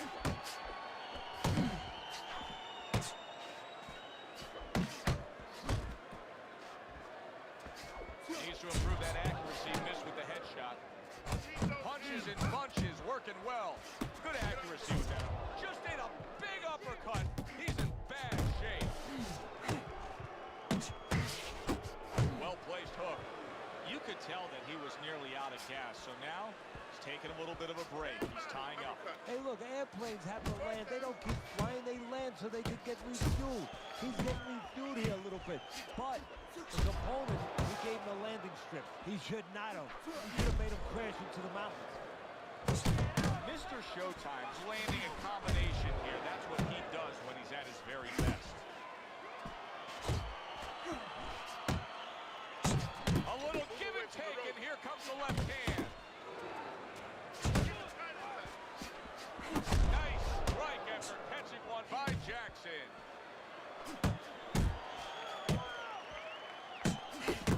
Good job staying away from the danger there. Must be the punch of the day. Both guys bringing home uppercuts. You see how he comes over the top with that left hand. Well-placed shot there. And that does it for this round. I don't know, man. This is going to be for a while. He's doing everything he wanted to do. And he's Some dude named Black Sham. Don't forget, he's in the other guy's hometown. So don't let up too soon. Don't start partying too soon. You know, still keep doing the things you were doing to get you to this place. Stay away from the powerhouse, okay? Keep circling away from that powerhouse. I need you to keep moving side to side, all right? This is round number 10, scheduled for 10. Good strong combo.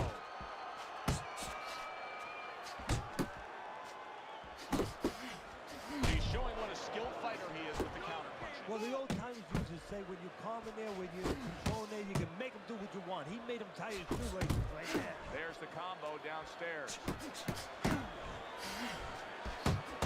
Blocks that belt line well.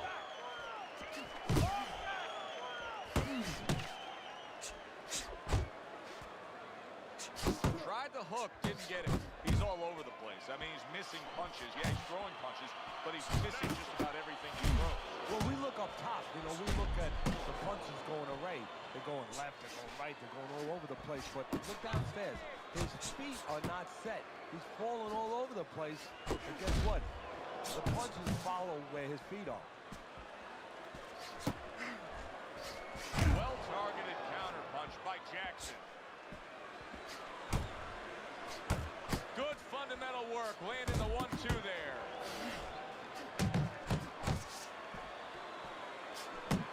Goes up top with the right hand. Trying to go downstairs, but off target. Oh, that's gotta hurt. Body! Fuck wrong with him?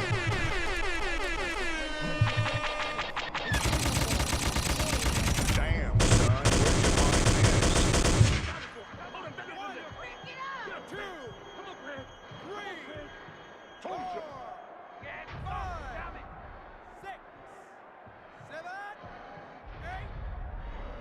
You said, the fight night community is terrible.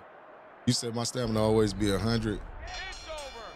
I ain't got no stamina cheats. There's some people I can fight. And you got to fight a certain way against certain fighters. Like this dude, he wanted to spam body shots and do all that other shit, so I had to keep him the fuck off of me. I was hitting him with hard-ass shots. Pause.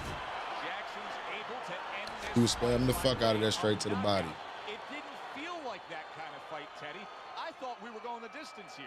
Well, it feels like it now, and ask him when he wakes up. That does it from ringside. For Teddy Atlas, I'm Joe Tessitore. Thanks for being with us.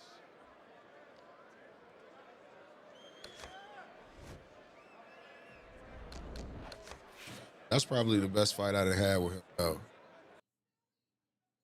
That he done had with me, rather.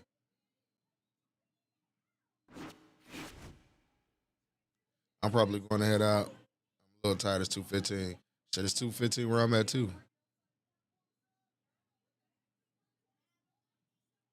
Do your thing, Matt.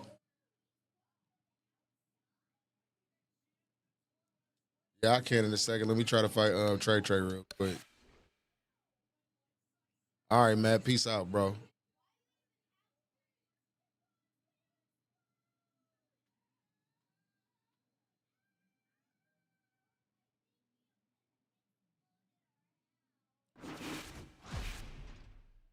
This dude is a quitter, too, that I refuse to fight.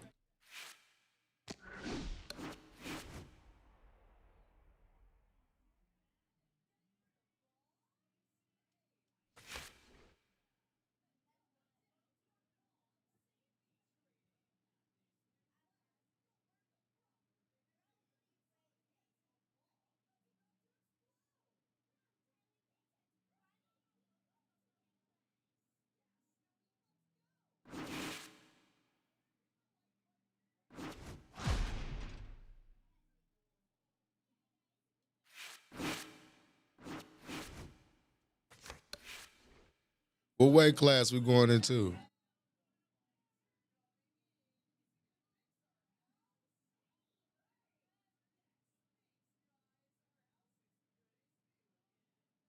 Tree in real life. What weight class?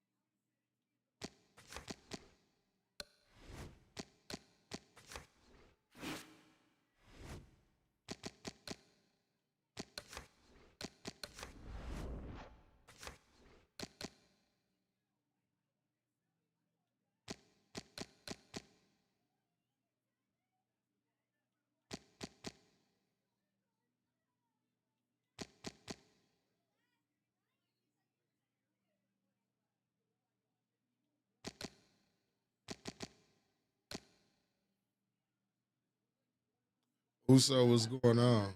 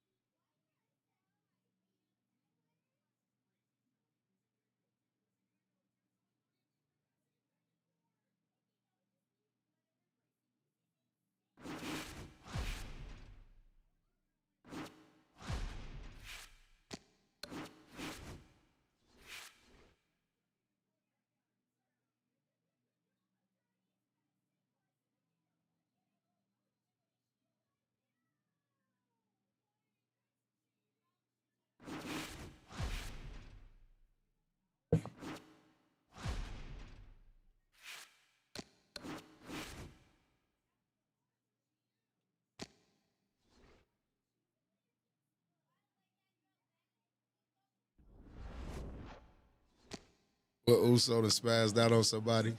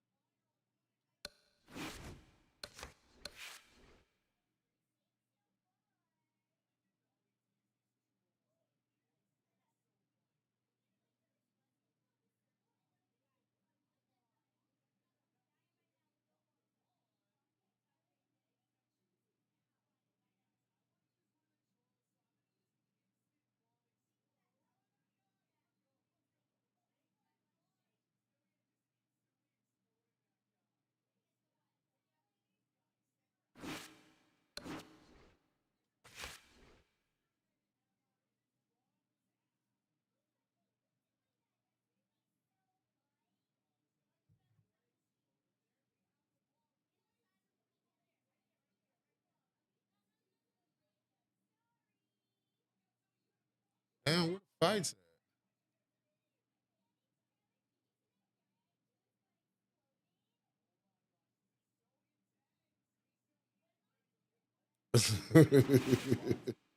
That sound like Uso too.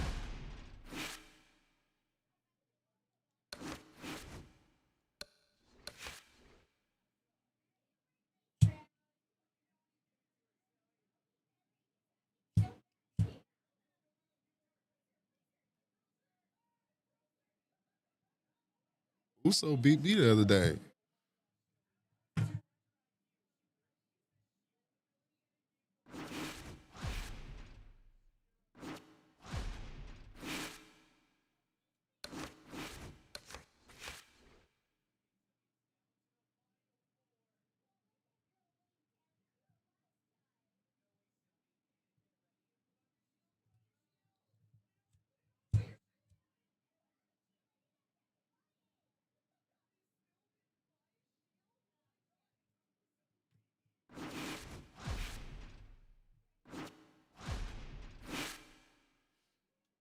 Damn, is somebody gonna fight? Goddamn.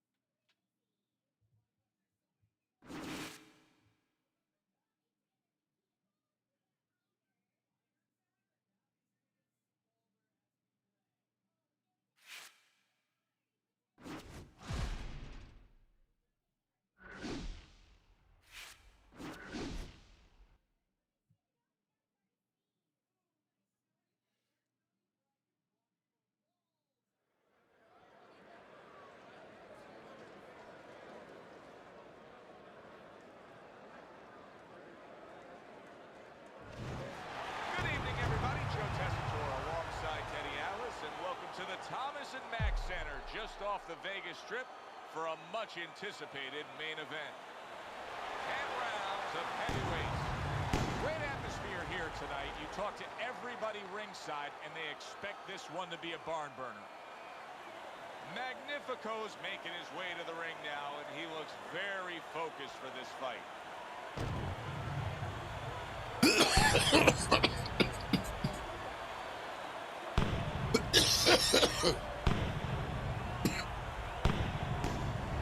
Jackson's coming to the ring with his entourage of cornermen, but they look calm, cool, and collected. Hard to believe that they're going to be firing off punches within moments.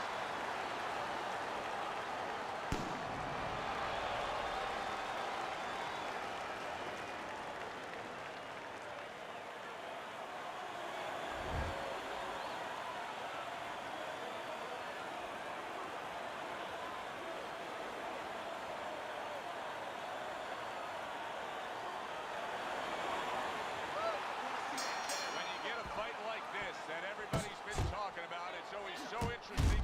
Magnifico's been stunned. Look at that combination.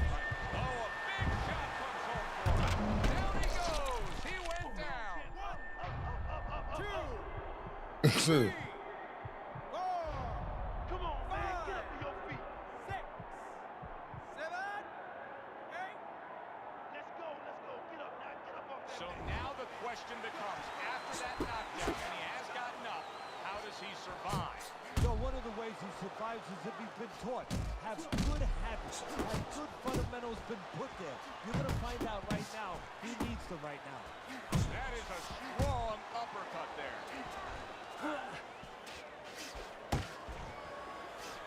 Things opened up, and he was able to place the right hand well.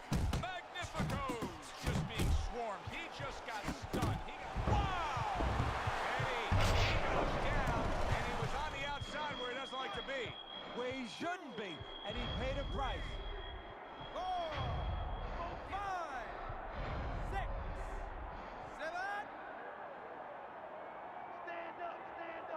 went down from a big shot. Now he's got to have some big guts to move along.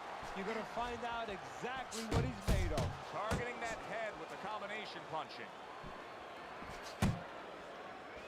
That was nice. He just drew the punch from his opponent, and then a good counter by Magnifico. Yeah, like running through the rain without getting wet. Beautiful. Nice block by Mr. Showtime. Good right hand. Look at this, another power punch able to land early on in this fight. He's going for it. Yeah, you wonder if he's got a car waiting outside. Trying to erode away that body with the combination punching. Red hot action to open up this fight. Both men throwing, both men landing. It's been a long time since I've seen something like this. I think it was in a film library watching Hammer and Hank, the great Henry Armstrong. Never took a step backwards, kept going forward. Magnifico's so dangerous with that accuracy. A two-punch combination landed. You can do it now, nice and calm. We can recoup that knockdown. Now let's do it. Got any more of these? I'll be Yeah, way too much. As we start a new round, I pose this question to you. Is there any hope for him? He's been knocked down numerous times tonight. Look, there's been great comebacks in this sport. There's always hope. You don't know how deep a man's reserve is inside their soul, inside their mind. But dangerous grounds now to find out. Mr. Showtime's jab lands well. That's great stuff. He fires one right back after taking one. Gotta love the work by Jackson. Jab and a straight by Magnifico.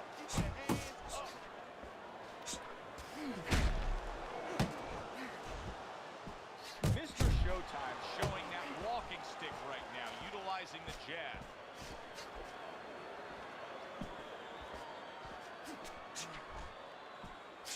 That's a forceful two-punch combo by Mr. Showtime. And oh, what a good strong uppercut by Jackson. On the mark with a straight left hand. Solid right by Mr. Showtime. A knifing left hand by Jackson. Jackson's combination punching is working well here. And banging away here. Body! Every punch landed in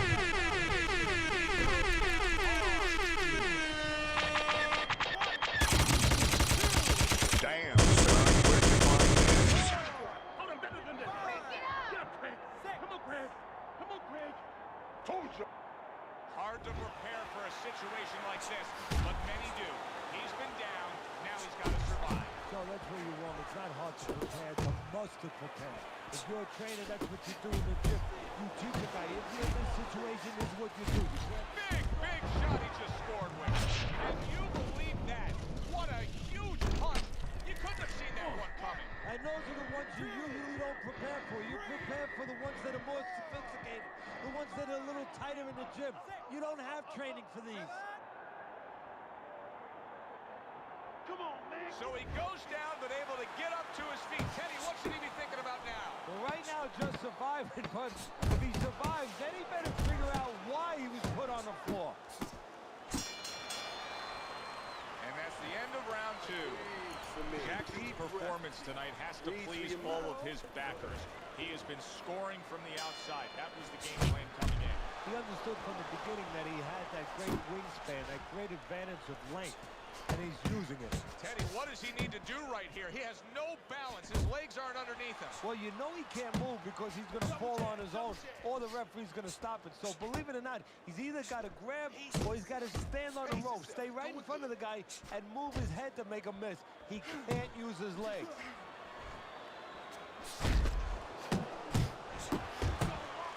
Now there's the jab. Oh, and he returns fire with a left hand.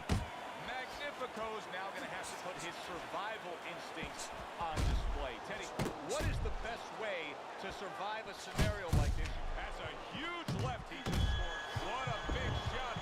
Well, he's been there before, and now he's there again. He got floored. You can't afford to keep going on that floor. You have to wonder when the referee's going to step in now and stop this. 7, 8, 9,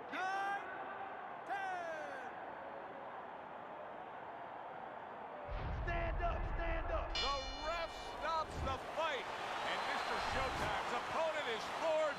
A knockout victory. Boy, was that impressive. Boxing writers are going to have a field day with this early knockout, Teddy. Praising one guy, and tons of criticism is going to be targeted on his opponent. Yeah, two ways you could criticize.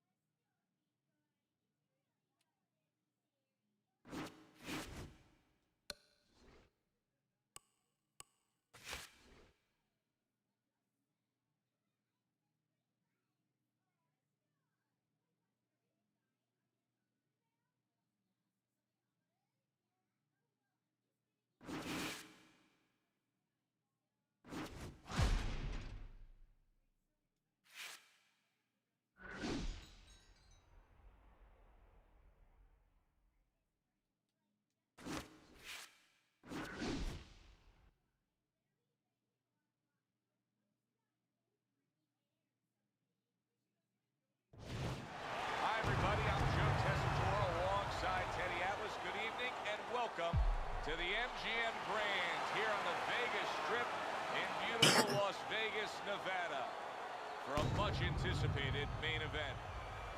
10 rounds, middleweights going at it. A lot of talk heading into tonight's matchup. Everybody expecting this to be a great night of action. Boom Boom's making that final walk that separates man. They are underway. Scheduled for 10 rounds tonight between these two.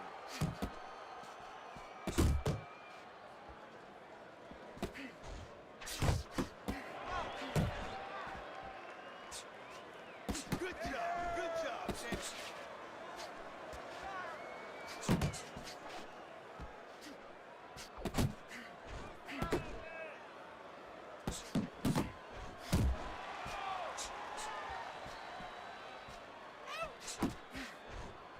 Staying away from those headshots with his defense up top.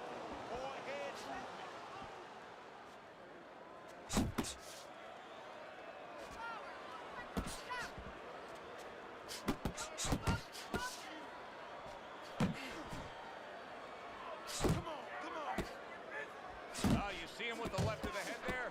Good shot to the head with that right hand. Boom Boom's the kind of boxer that wants to do just that. Find the target, get the combination working, land both punches. The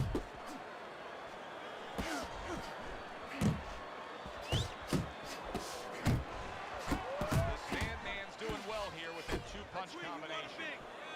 Fires right back out.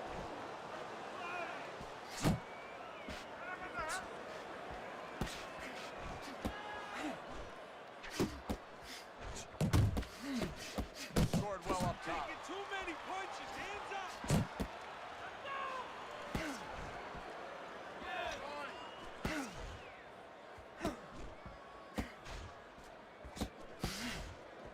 Nice block that time. It was intended to the head.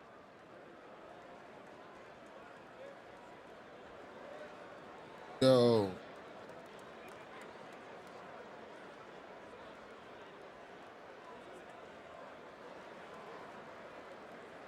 You said he just be acting lag. That sound like you.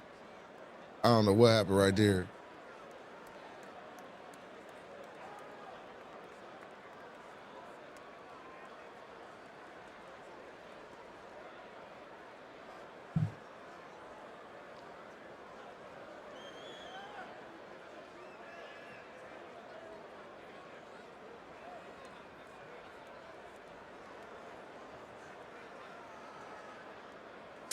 Shouts out to my boy Uso spazzing out on people.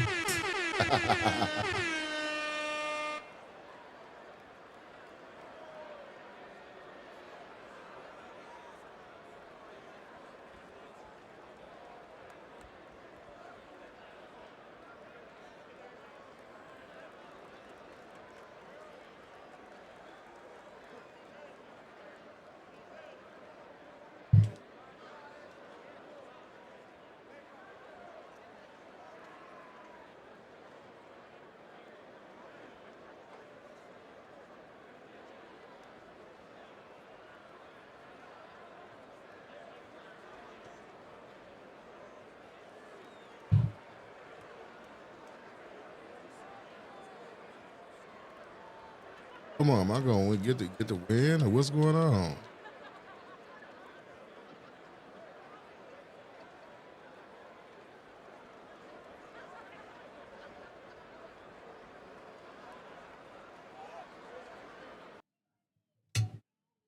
All right, y'all, we gonna take a brief intermission. Let's talk your shit time. You know what I mean? I want to know what led up to Uso cussing dude out. That's what I want to listen to. That's what I want to hear real quick. You know what I'm talking about? Shouts out to everybody that's in the chat right now. Shouts out to everybody running them likes up in this motherfucker. You know what I mean? Let's talk your shit time, man. Run them comments up one time, man. And if you're new here, make sure you go ahead and sub to the channel if you like the content. This is where you talk your shit. I want to know why Uso cussed the old buddy out at Fight Night. He said it was a tournament, and he tried to make it about himself. Shouts out to my boy Uso, man. Sometimes you got to serve these motherfuckers humble pies. Let's get it. It's over. What? It's like a murder in clearance cell. That's about me. They'll tell you I'm an animal. Animal. Touch one of mine, I react like an animal. I ain't going to lie, that boy Brian is irritating. He called me out in the chat too. I never fought him. That's the reason why he trashed at the game. Andrea, what's going on, bro? Nah, stop. Talk to me if you ain't in my bracket. 100 mil, that's 60 after Texas. I was a little dirty nigga flipping on mattress. Sneakers fucked up till I stop up in backstage. Beefing with the older niggas getting my ass kicked. Boy, little 380, I stopped all that shit. Bring it back. Sir. Big vision. Yeah. God. Big box. Y'all know how we do it. This give you them old nostalgic vibes of Lux. Now, 2050. We up all night getting belt the ass, putting belt the ass on everybody. Pause. It's over. What? It's like a murder in clearance cell. That's about me. They'll tell you I'm an animal. Animal. Touch one of mine, I react like I don't argue with not a soul. I say what I'm gonna say and get the fuck out of They say here. I have no conscience, I kill if I have to, yo. They say I'm an animal. Sometimes a nigga cross the line and he got to go. Move on, I'm like an animal. Yeah. Shady Bill. Don't talk to me if you ain't in my bracket. 100 mil, that's 60 after Texas. I was a little dirty nigga flipping on mattress. Sneakers fucked up till I stop up in backseat. Beefing with the older niggas getting my ass kicked. Boy, little 380, I stopped all that shit. Back on that bullshit, you know I've been on. Riding with the same 9 Trey used to kill bomb. That's serious. Niggas don't use playing. Picture me laughing in the crib after Trey shot Wayne. Southside ain't Southside without the team. Niggas starving, I feed them, they'll ride for me. Niggas fans come. Niggas shit get funky. Herb up Prim so much he finna be his bunkie. In a park full of kids, I pop off the Mac and see the flare from the nozzle and scatter like rats. I know the police is listening. This is for the D's. Me and Star was cool, and I ain't hit cheese. Signed a dealer, made a mill before Bass got shot. Made 20 more for Tata got knocked. Man, this rap shit is me, B. I got this lock. Treated just like the block, work out non-stop. I dazzle with the footwork, maneuver with the heat. Thick boy, I'll get your brains left in the street. Kids in South the tags, but I get your signs back for you, homie. Relax. I send my little shooters right at them with gats. Hit them so hard they gon' send that back. You know, I know who ran up in your crib. The first thing they do is holla at the kid and say 50 fuck with us, man. We put in work. You need niggas like us to do that dirt. Yeah. You said you had to hop in the party chat, Uso. Touch one of mine, I react like an animal. Give me a second. They say I'm an animal. Sometimes a nigga cross the line and he got to go. Move on, I'm like an animal. Yeah. Nigga, watch me. Get a good look, nigga. See me flashing my diamonds and shit, nigga. 5 passes, some shit costs more than your mama house. Fucking play with me, nigga. I came up hard, nigga. You already know what I'm about. What? Hey, tell Pring, you can send me a written apology. We can squash this shit. Nah, nigga. We squash. I feel like Smoke Lounge could have won that tournament. I don't know what tournament y'all talking about. Let me add my boy Uso in here real quick.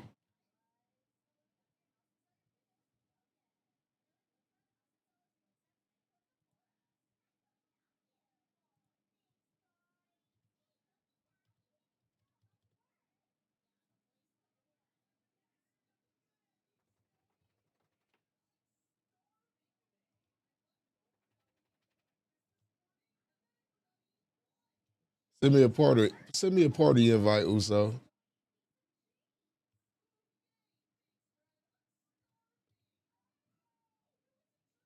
Oh, okay, right here.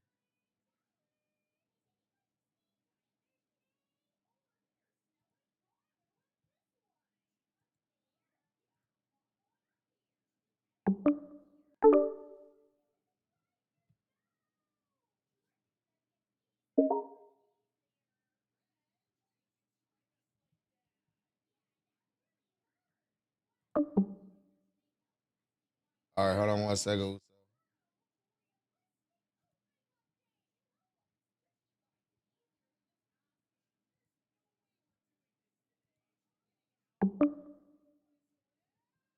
All right, let me adjust. Hold on 1 second. 1 second, Uso. I gotta. Yeah, I can hear you. Hold on.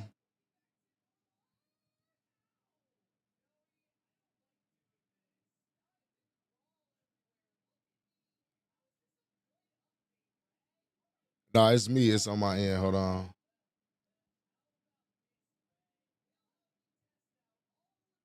Where the fuck?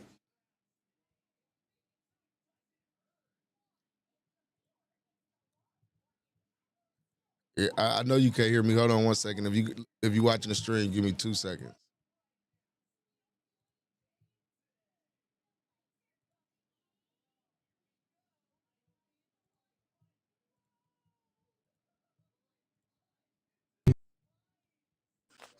All right, now let me go in here.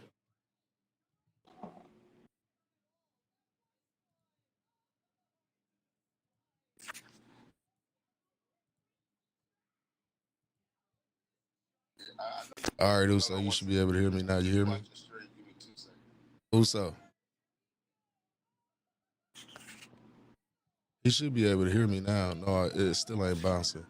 I don't know what that is. Hold on. All right, now let's go in here. Oh, there it is right there. Can you hear me now, Uso? Uso, you hear me? Yo, yo, yo, yo, yo, yo.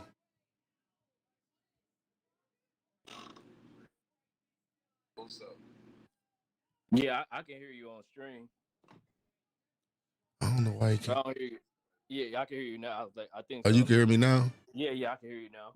Okay, I think I just had to change my settings. What's going on with it, big dog? No, Mars, what's the word with you?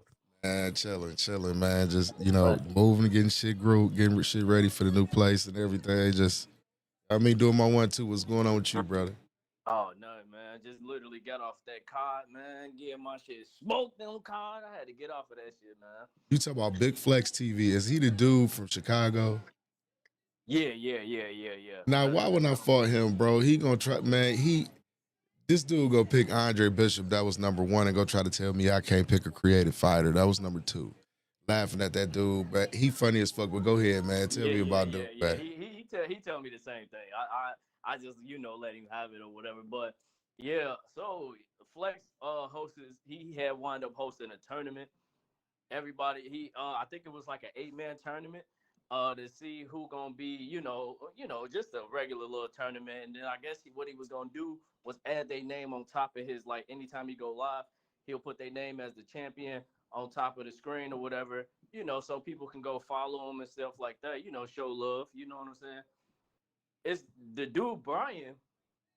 So what he had as dude necessarily was fight him to see who qualifies to be in a tournament. Brian initially lost his qualifying match, so he wasn't even supposed to be a part of the tournament. First of all, he wound up he one of those. Yeah. So he wound up giving him another opportunity to be in the tournament, even though he lost his spot technically. So Brian eventually get in, whatever. And the tournament happened. So my boy, I don't know if you ever fought my boy Leo Monte DME, but I've never fought him. Yeah, he in my gym. He like the best boxer I got in my gym, because he a smooth counterpuncher. So, my boy in there. How you think he a fair against me, Uso? Huh? How you think he a fair against me? Oh, that's going. Man, I ain't gonna lie. With you being a power puncher and him being a counter puncher, I feel like I don't know. That's a good question. He does counter really good, but I don't think he gonna be able to get that. But you know, I you could in go that back power. to that. Zero Scar, what's going on? Yeah, that would be a tough fight. I ain't gonna lie, that would be a tough fight. He is a irritating counter puncher. I can say that for sure. I can say Okay. that. Yeah, But so, yeah, man. So so I guess they made me commentator. I wound up being a commentator of the tournament. You know what I'm saying? I'm, surprisingly doing a good job. A lot of people was fucking with it, like, yeah, Uso doing good, as a commentator, whatever. Woo, woo. So they asked who y'all think gonna win the tournament. I automatically went with my boy. I was biased. I was like, I'm going with my boy Leo, because I done been in the ring with him. I know what he can do. And Big Flex, he is sub. He ain't even a subpar fighter, but go ahead. yeah, so one of the guys, I guess one of the guys got eliminated in the first round of the tournament. Brian wound up beating one of the guys in the first round and advancing to the semifinals. But two of the guys that were supposed to be in the quarterfinals didn't show. So what he did was the two guys that lost in the quarterfinals, the other two guys that lost in the quarterfinals, he let them fight each other to see who was going to, get a spot back to be in the semifinals. So the guy wound up winning, and he wound up beating Brian the second round. So he basically got his win back, and Brian got eliminated. So Brian was mad that he got eliminated by the same guy he eliminated in the quarterfinals. So he complaining, bitching, and all this. Oh man, see, that ain't fair. How he get to come back? I feel like I should be able to come back. I'm like, the reason you didn't come back is because they had already got eliminated, and it wasn't and the other two people didn't show. So we had to be fair and try to bring one of them guys back on, get them a chance to redeem themselves. So you just happen to just get eliminated in the semifinals. He talking big shit, literally just crying the whole time. We ignoring him. So my boy Leo ended up winning the tournament. He won the tournament. We chopping it up, and then I think at the end we started showing Flex love about doing what he do for the fight night community, bringing us all together. You know that shit. But instead of it being like a wholesome moment to him for for hosting that shit, Brian made it about himself. Man, I still don't think that's fair. I feel like I shouldn't have been eliminated. I should have been able to come back. I'm like, bro, I'm trying to explain it to him. He talking over me. He yelling, being annoying. I'm like, listen, bro, I ain't trying to do all that, bro. You doing the most now. So he had made me mad to the point where I called him trash. I'm like, you ass. So he like, well, if I'm ass, you fight me then. And now, mind you, I told him, like, beforehand, like, he wanted to fight me on Undisputed. I'm like, bro, I'm trying to take a break from boxing because, the boxing community is toxic. Yeah, they bitch. It's a lot of bitch ass clowns in here. Go ahead. I agree with you. So I wanted to take a break from boxing, but he kept, like, in the Discord, kept calling me out, talking about I got Uso scared. Something that lame tactic they like to do when you don't want to get them the time of day or whatever at that moment. But he don't know. You come from the school of hard knocks, though. Facts. So I'm like, fuck it. Let me go ahead and hop on Undisputed. I gave his ass belt 3 times, and he tried to spam me out with using the same 2 punches the whole fight with Deontay Wilder. Whooped him 3 times on his live after he talked shit. Then when he called me out on Fight Night, mind you, before I even fought him, I haven't even played Fight Night in about 2 months. I was just strictly on Undisputed. So I'm like, bro, I ain't even played in a little minute. So he's like, yeah, that's right, you a bitch. You scared, I'm what? like, here you go again, bro. I schooled you once in Undisputed. I'm good, Wait, bro. hold on, wait. See, when motherfuckers get to talking that bitch shit, like, bro, you taking it to a whole nother place you don't need to take it to. I don't be understanding that. Yeah. So he just like, yeah, you like, he trying to like troll and be funny because we on live and shit. Like, bro, I'm like, listen, bro, you need to chill out. Like, bro, I be cooling, bro. Like, I be chilling for real. Like, you feel me? So he just started talking crazy. I'm like, fuck it. He eventually made me hop on because I got mad. So he picked Tyson. And I was trying to pick Rocky Marciano, but he was crying about it. So I ended up picking Tyson too. But how you gonna cry about who picking who though? Like, I don't give a fuck. I fight whoever. That's the thing with me. Yeah, I fight whoever. Like, for real. It don't matter who you got. Like, I will fight you. Yeah, for sure. I already know.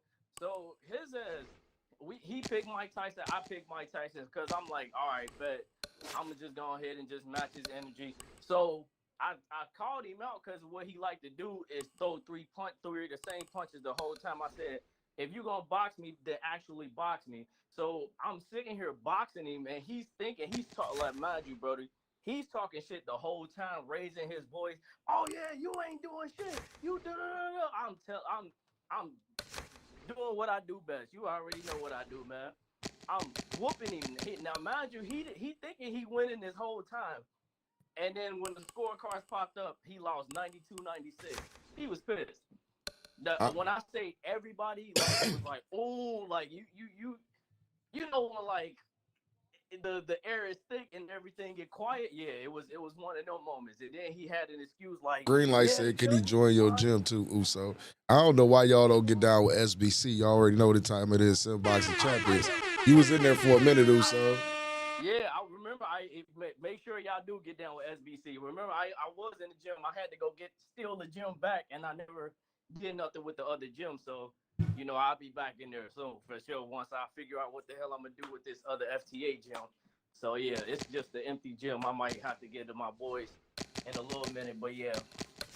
Yeah, bro. Yeah, because I'm about to be in this shit full throttle. The shit that I got, especially when I get everything situated, bro. Shit I got going and playing for y'all just don't know gonna blow y'all away.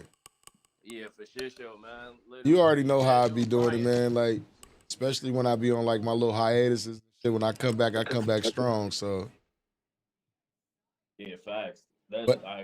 They say the chat said, do you who you think will win that Smoke Lounge tournament?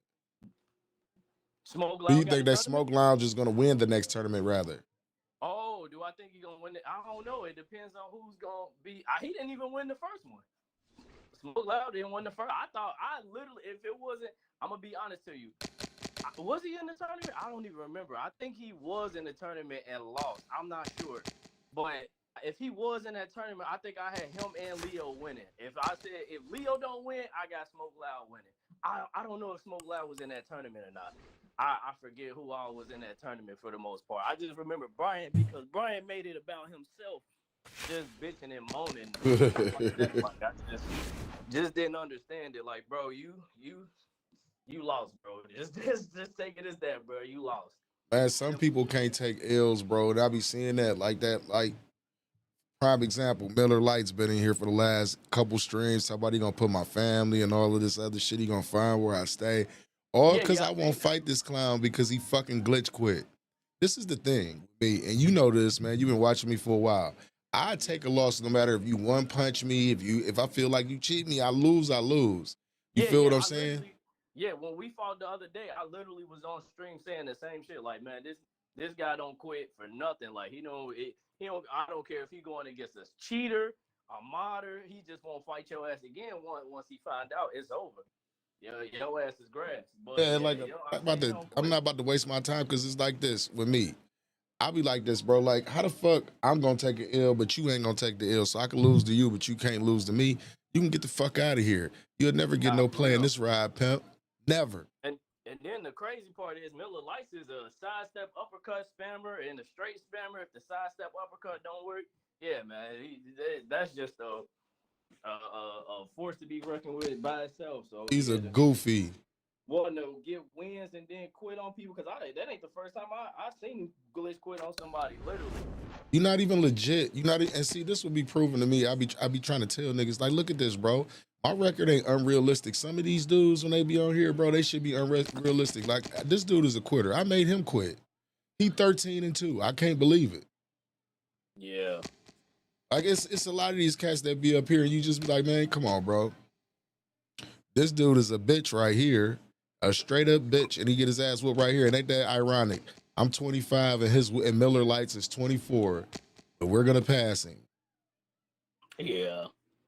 We are gonna pass him. You said take on King Maynard. I didn't fought Maynard. I fought him the other day, and we had a close-ass fight. It was like 94-95 type shit. He won. I ain't gonna lie, man. King Maynard, I got respect for King Maynard. Like on a personal level, on the game, I don't really care for game. That man be spamming like a motherfucker. Yeah, they records be the way that they be because these niggas is glitch quitters. Yeah, Maynard can be a spammer, bro. But you see what you know what I done learned, Uso?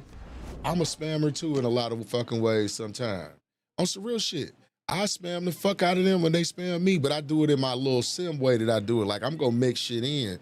I'm not just gonna do the same thing repetitively, but I'm gonna get the spam in your bitch ass back. That's the way I like. If I see you throw crazy amount of straights, I'm gonna throw a crazy amount of straights. However you want to play it. Agree for sure. And one thing I can most definitely condemn you on is, man, I done been watching you sit down there day one, man. Literally, you done came a long way, boy. Literally, that's crazy. You done came a super long way. It went from taking a lot of damage from these spammers to whooping their ass now. So, exactly. And that be my thing. Let's look at this dude.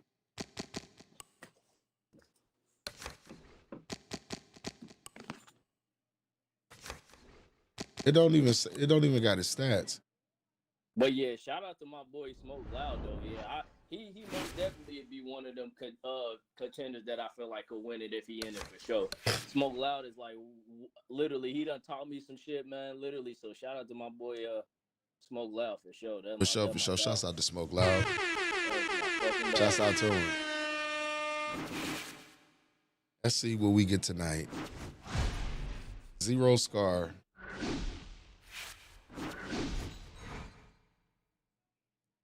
I'm about to fight Zero Scar. I'm on here Uso right now, bro.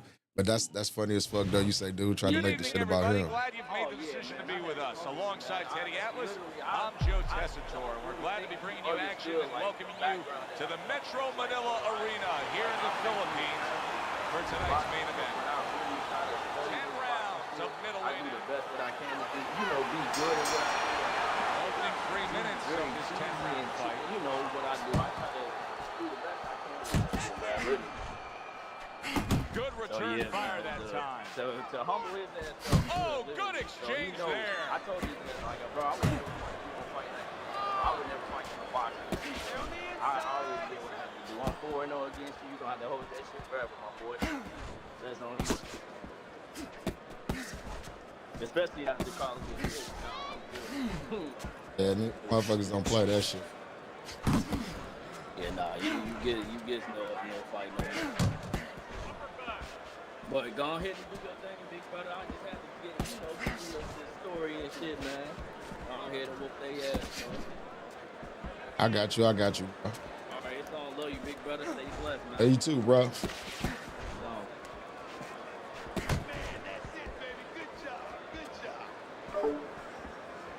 Reaching the halfway mark of this round. Right to the head with that right.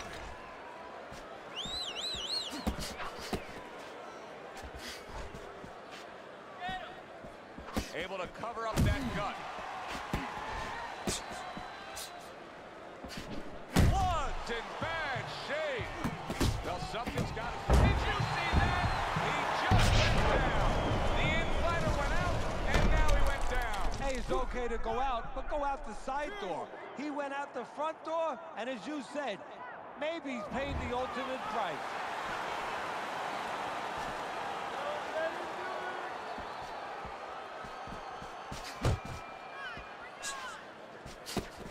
Boy, sharp two-punch combination by Blood. Able to dismiss it. Good, solid right hand by Blood. And now he's targeting upstairs. Blocks that punch. The Sandman's momentum now could carry things. That was a strong round scoring that knockdown. Relax. You all right? I need you to keep your hands up. Keep your hands up.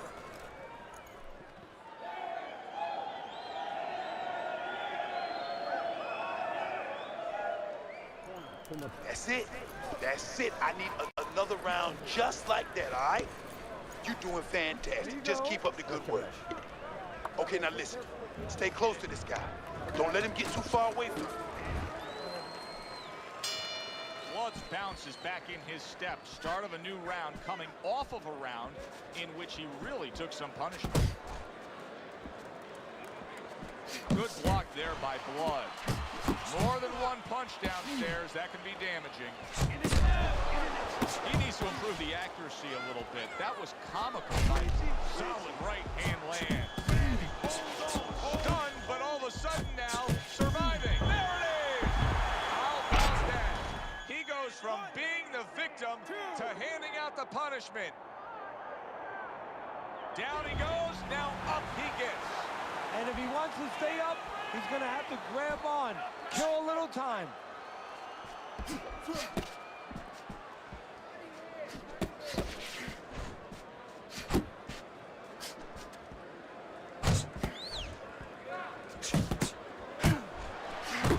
Very accurate two-punch combo by Blood.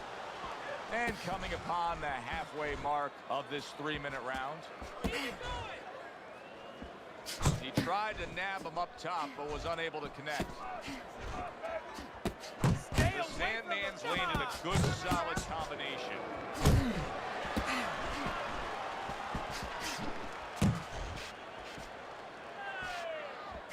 Blood's impressing the judges and himself with that right hand. Good combination to the body.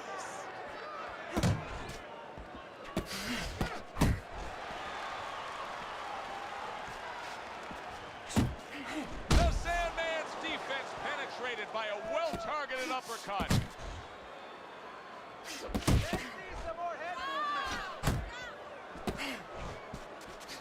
Blood's defense is now serving him well. Nice job blocking that punch.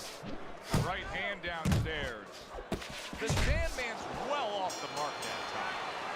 Blood's corner beaming right now. That was the round they wanted. You score a knockdown, you have momentum. The Sandman's offense has nearly left the building, but that has a lot to do with the fact that he was hurt earlier. He got tagged. Now he's got to find a way to be defensive, to make sure he survives, clears those cobwebs out a little bit, but he's got to reconnect the offense before it's too late.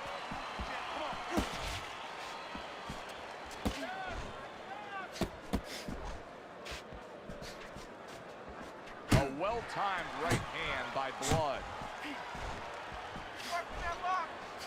The Sandman's putting forth that hard work he did in training camp there, landing a crisp combination.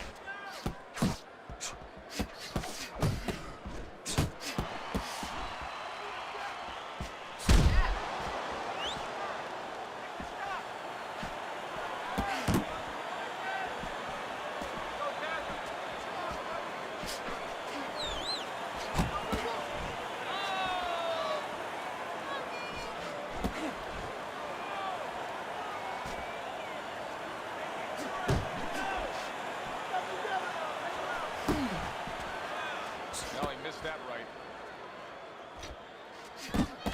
He's showing what a skilled fighter he is with his counterpunching. Good effective work with that straight right hand.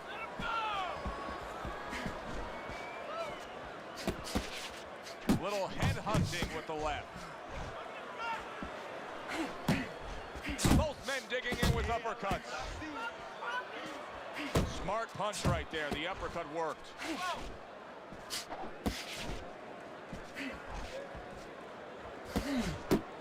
Blood's proving to be elusive. 10 seconds to go in this third round.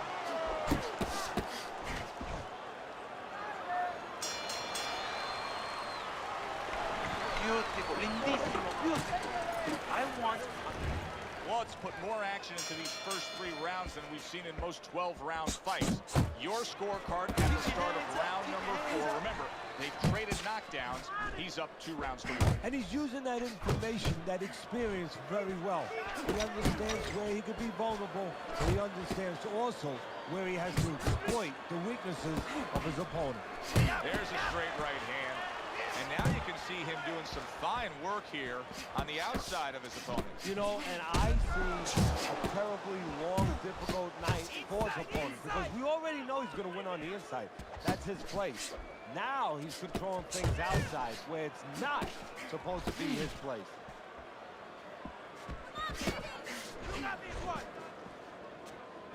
Solid straight right hand.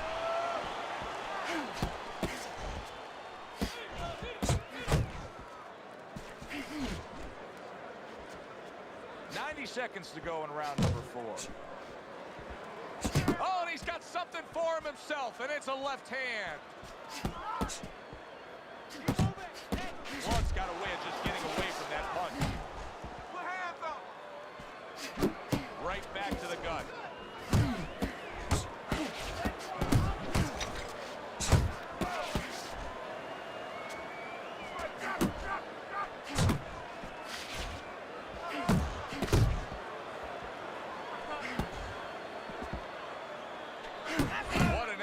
Two-punch combo by Blood.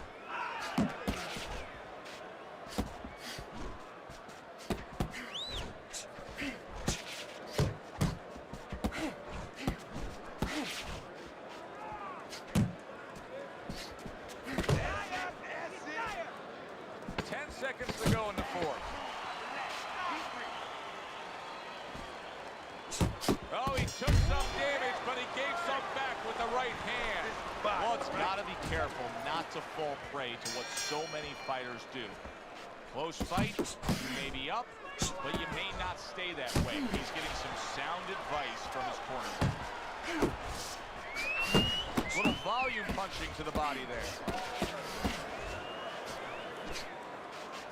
Do you see any way in which he can take his opponent's aggression and turn it against him? Yeah, the perfect way. I mean, boxing 101, counterpunching. You got a guy coming at you, no better way than to change his mind. Make him miss, make him pay.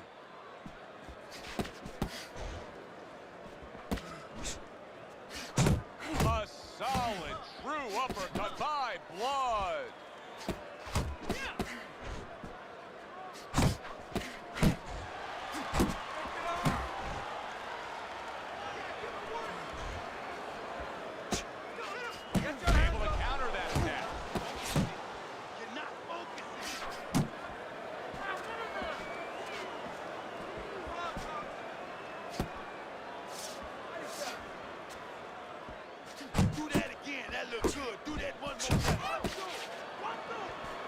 What a whiff by Blood.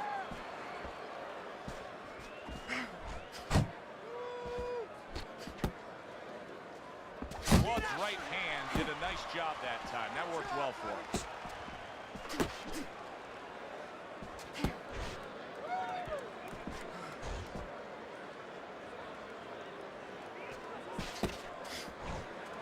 Come on, kid, focus now. And you see what he can do when he's big shot comes crashing home. And he goes down again. Will he get up from this? 3, 4, 5. And somehow, some way, he's going to continue on here. And if he's going to stay in this fight, now he's got to avoid his opponent like the Black Plague. This has been a hotly contested war throughout, and you just have a sense that it's going to end at any moment in these later rounds. Yeah, these guys are not saving anything. They're going for float right from the beginning. The Sandman's putting his punches together now. That's a nice combination. Targets his opponent after blocking a shot. Blood's being very efficient right here. I mean, he's just picking his shots. His accuracy is through the roof. Well, that's one of the talents, and you hope is a talent of a top fighter. It's his ability to pick his shots, to be calm enough to see the openings. He's seeing everything right now. They both decide to bring it. The Sandman's not just loading up. He's landing combination punches like he did right there. Accurate shot, straight right hand comes in.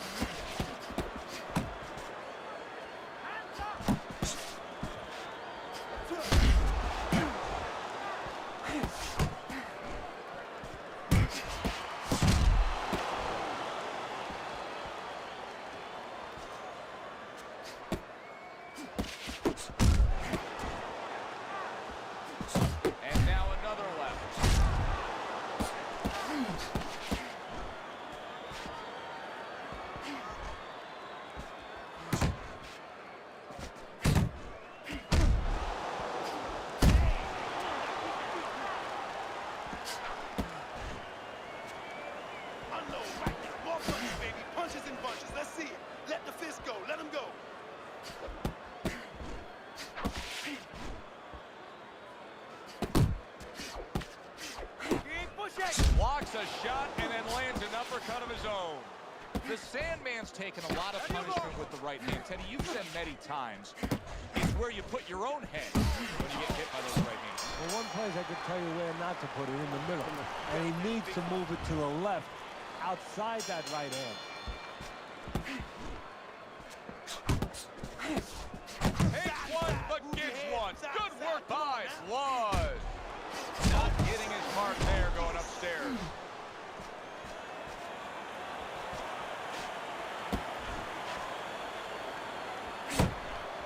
Good flush shot upstairs.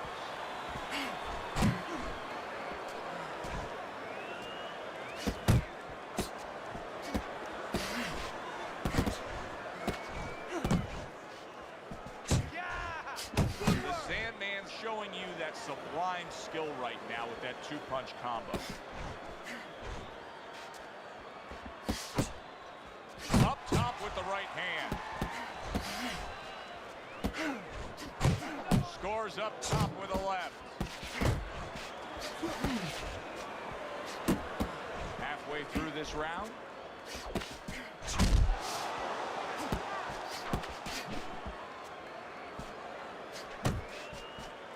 The Sandman stumbled back. He just got hurt.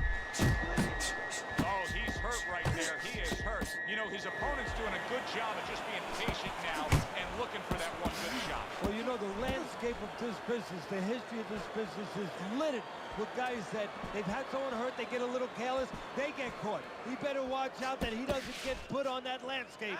The Sandman's not coming up with the results that you would want to see out of him. Now, he's trying to counterpunch, Teddy, but it doesn't seem to be the answer. No, he kind of looks a little bit like that guy who went in to get his hair dyed, you know? And he thought it was going to be just a little bit lighter, and it wound up being a lot lighter. And he said, wow, what the heck did I do? I didn't think I was going to look like this. I didn't think that I was going to box like this. If that keeps up, this is going to be a good night. The right hand scored by Blood. The Sandman's showing you what it takes to be the best in this business. Good, crisp combos. So 7 rounds are in the books. Teddy, this is clearly, decidedly in one man's favor. Blood's been on top of this all night long. But here's the good news. He still looks as fresh as could be. He hasn't worn himself out at all. This is where those dog day workouts come in. You know, you hated them when you were doing them, but now they're paying off for you.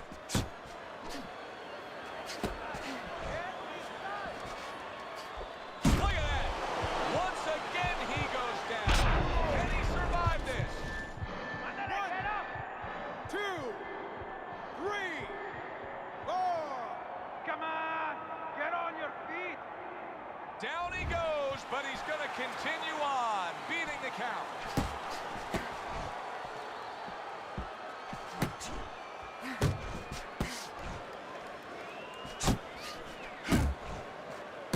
Blood's doing what every trainer wants to see their fighter do. Land punches in bunches. The combination lands. The halfway point of round number 8. Blood's cut is on the cheek, and you can see that it's bothering him a bit right now. That's something we'll keep our eye on. He does a nice job with the uppercut, and I think fans, especially fans that like the big shots, lots of offense, they love that power. Yeah, because, you know, it's something that comes out of nowhere. It has real impact. It has vision value to it. I mean, it gets your attention. All of a sudden, it explodes up the middle, and bang, the head comes up, and it gives an opportunity for a little sweat to fly and for other punches to find that chin before it comes back down.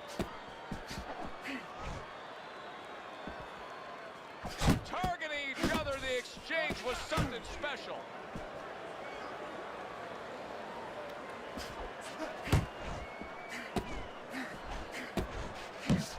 Unable to make an impact there by Blood. Last 10 seconds of the 8th round. The Sandman's landing a combination here. That's what he does when he's at his very best. And round 8 comes to an end. One of his eyes is completely shut. They want this fight to continue on. They want to give themselves every chance they have to win it. What do they need to do? Well, what they need to do is be very calm in the corner, get pressure on that cut, get the right medicines in there, and maybe find a way to pull around in the corner somehow, dump some water, you know, in the corner where the referee has to spend a little bit more time cleaning it up. They want to get a little bit more seconds. Oh, and now we see some head hunting by Blood.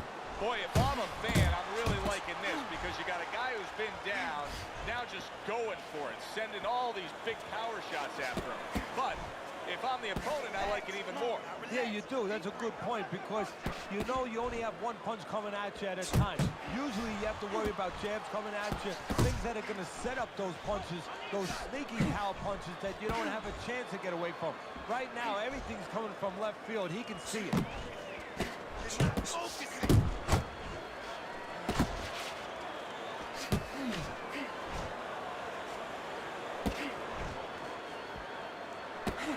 Come on, kid, focus now. I need you to focus for me.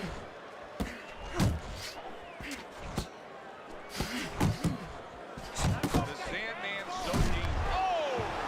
Can he beat the count? I don't think so here, Teddy.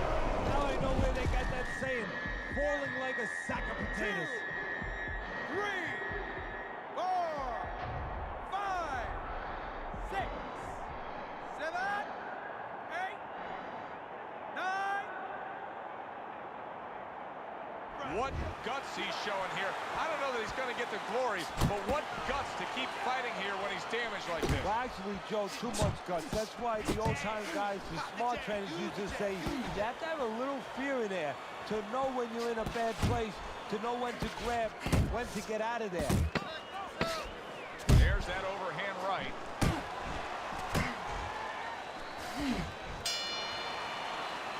And we come to the end of the round. What started as mild swelling has now turned into this. The Sandman's eye is closed. He's a one-eyed fighter right now. And that's the fault of his corner. They needed to get that Answell, that cold piece of metal, on that eye a couple rounds ago. They did not. And now, as you said, they have a Cyclops. Wow! Ruined in one instance. Just done. Fight over. The Sandman's knockout ability cannot be underestimated. This fight had everything leaning decision. They were coasting along, then he ended it. Well, this one brings you back to the annals of the sport, the history of the sport. I mean, it makes you think about the great Joe Louis when he caught Khan late in the fight. Marciano when he caught...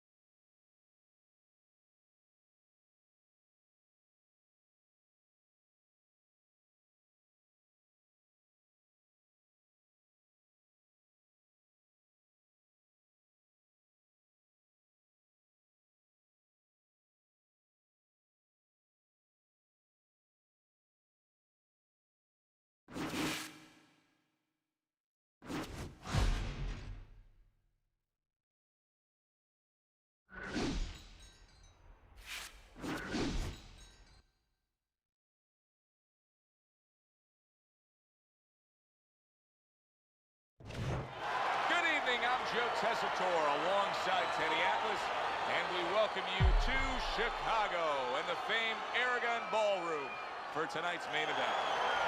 10 rounds in the middleweight division, and the anticipation for this bout has grown as the week has gone on. A lot of talk behind these two. Now it's time to walk the walk.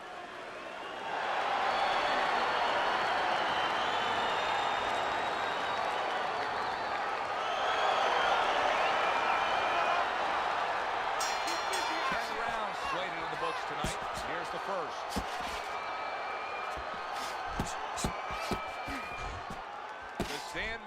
power has been shown off early on in his fights. Teddy, what effect could his power have early in this fight? Well, if he catches his opponent, it could be an early night. But if he catches his opponent and his opponent survives it, guess what? It could be a long night, fam. Oh, and he's going to the body well. Effective work with that flush overhand right.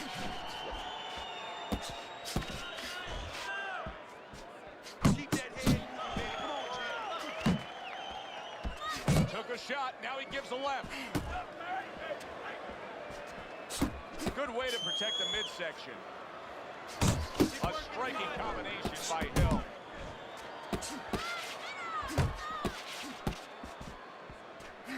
Didn't get it done going to the body there. Good defense upstairs to stay away from that offensive assault. Oh, a nice two-punch combo by Hill.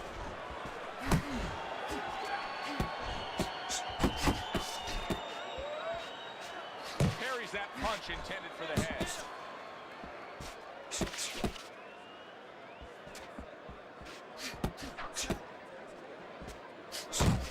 Gets rid of that. It was intended for his head. Keep those hands up, baby. Keep those hands up. The Sandman's giving his opponent headaches here now. He's throwing punches, but he's able to block them away.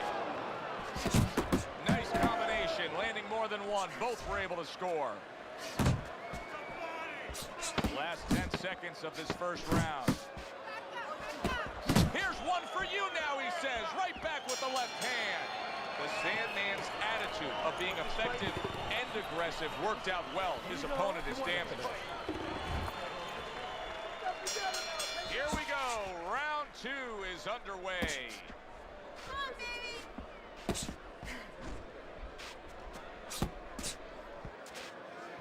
It's all right. Just keep moving. Nice defense. Good block by Hill. How about a return to sender with the left hand?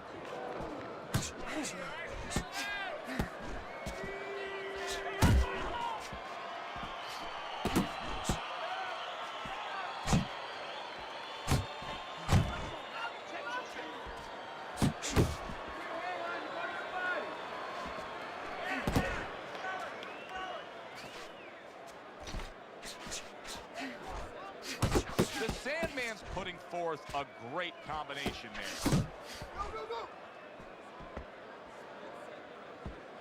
Halfway through this round here. Comes right back at him with a left hand. The Sandman's combination punching is working well here. Good job protecting himself. Off to the side, a little swing and a miss going upstairs. His opponent wanted the body. He wouldn't give it to him. Or he scores well with the double jab.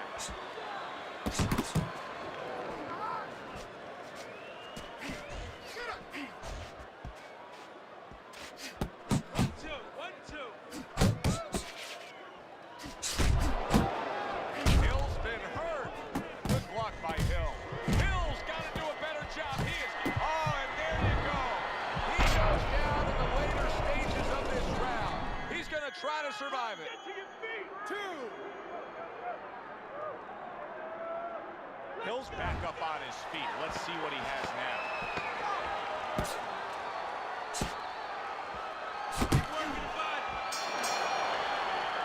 End of the round. So he scores the knockdown and now heads back to his corner. Teddy, do you ever have to calm a guy down after he scored a knockdown? That's a really great point, because a lot of times that can be the turning point, but not for your guy that scored the knockdown, for the other guy. Because sometimes when you score a knockdown, you start to think it's going to be an easy night. And you forget what you knew when you came in. That wasn't going to be an easy night. You're going to have to bring all the tools out of the tool shed. And it's important to remember that. He got caught by that right hand. He never saw it coming. He may be looking to clinch. Solid. Well, we know he survived earlier, but now he goes down for a second time. 2, 3, 4.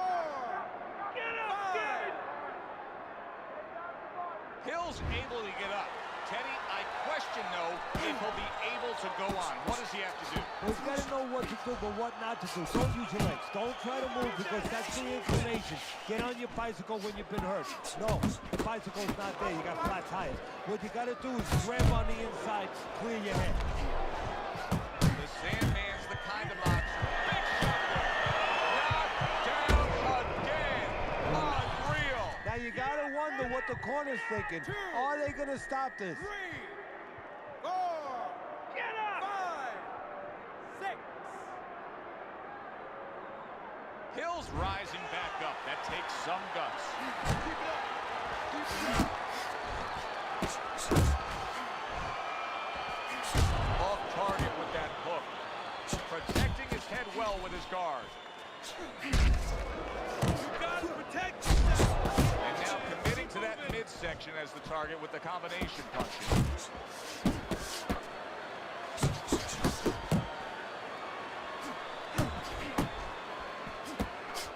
Zoning in with the overhand left.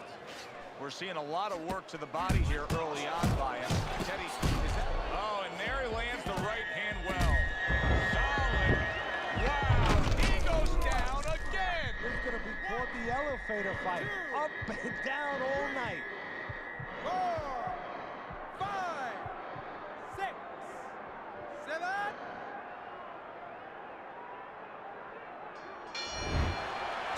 And round 3 comes to an end. 3. Teddy's got this fight 3-0. That's easy to see. The Sandman's been the more active guy. If you throw more punches, you're going to earn the judge's respect. As long as the other guy's not landing the cleaner shots, even though he's not as active. But this is the kind of fight where he's just busier, he's doing more, and that's carrying the rounds. And a smart counterpunch by Hill. Hill's hurt by a big shot. He's committed to going to the gut. Hill's caught. Big shot.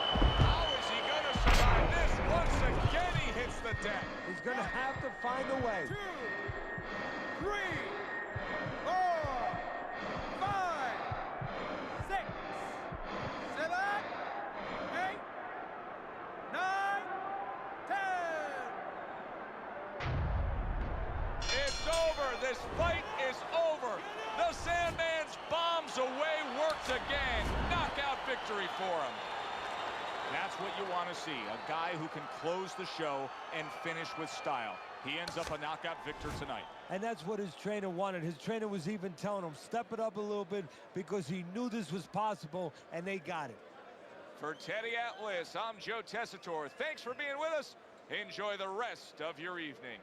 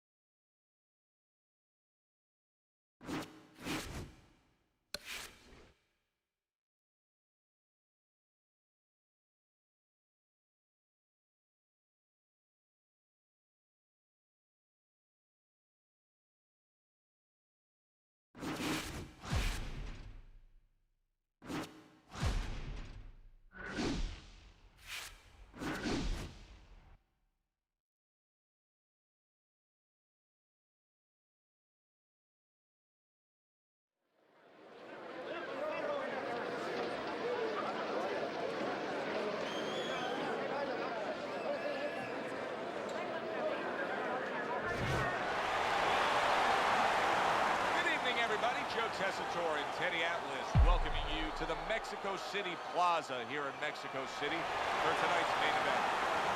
10 rounds, middleweight action, and the anticipation for this bout has grown as the week has gone on. A lot of talk behind these two. Now it's time to walk the walk. How about that left hand? And now you see him scoring well with the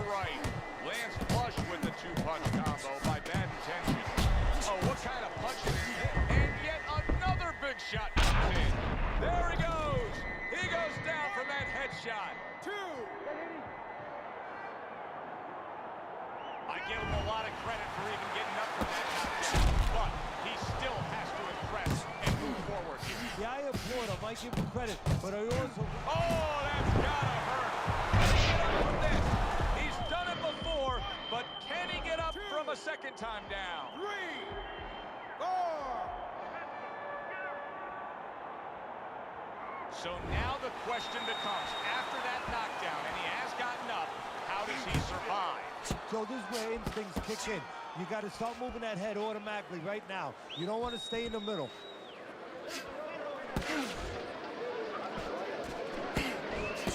What a damaging blow. Nice hook upstairs. He got hit, but he sends it right back. Oh, a big shot comes home. Unbelievable. Just the barrage continues. He's knocked down again. But his desired heart is just as strong as it was before. 6. There's just no quitting this guy. He's been damaged, but still he's trying to make a fight of it. Look, I love that about him. The fans love that about him. It's great. But he's got to learn when it's time to turn it off, when it's time to clinch a little bit, survive a little. There's another left hand from him. Went to the body there, but unable to connect. And that's what fighters do. Pulls the trigger right away after taking one.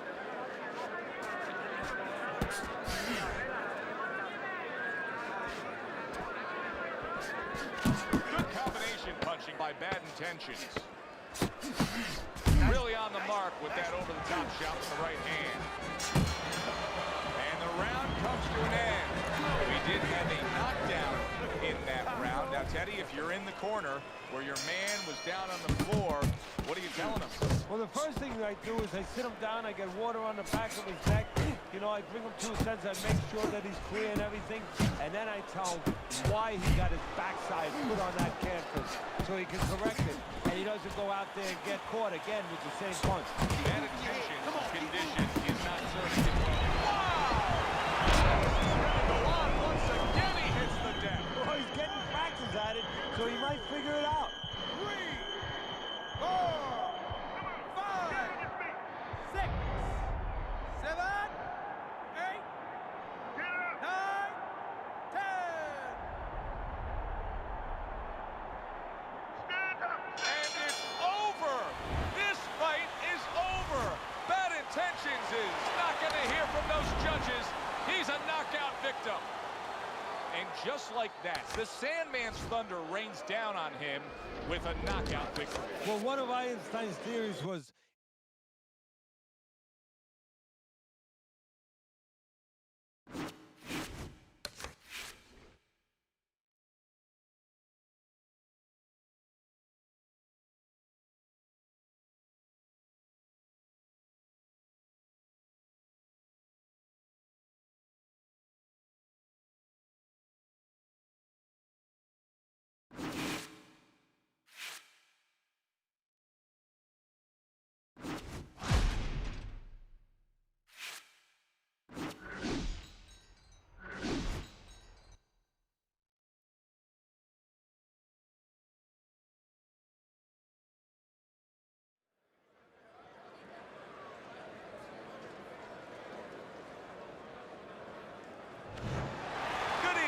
Alongside Teddy Atlas, I'm Joe Tessitore. We welcome you ringside for a much-anticipated bout.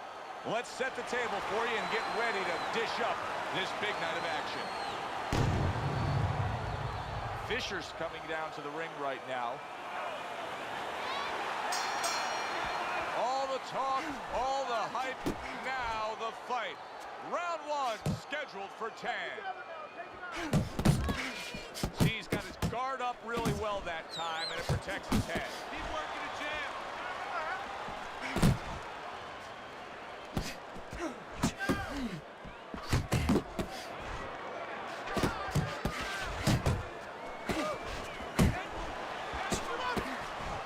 To the head he goes with a left hand.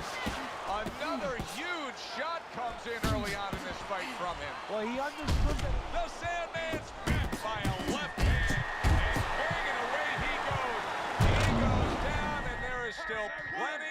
time remaining in this round. So he is able to get up to his feet after that knockdown. But Teddy, it's what's ahead that's the problem. Yeah, we're getting a peek right now into his heart, into his soul.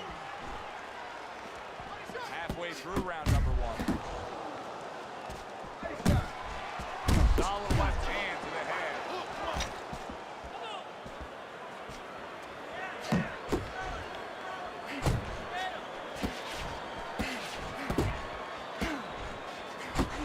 The Sandman's doing well here with that two-punch combination.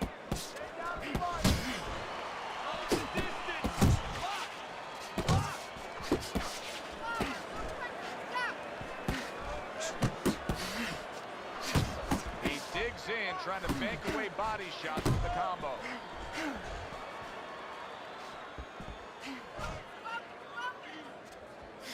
Fisher's almost looking foolish that time he missed so badly.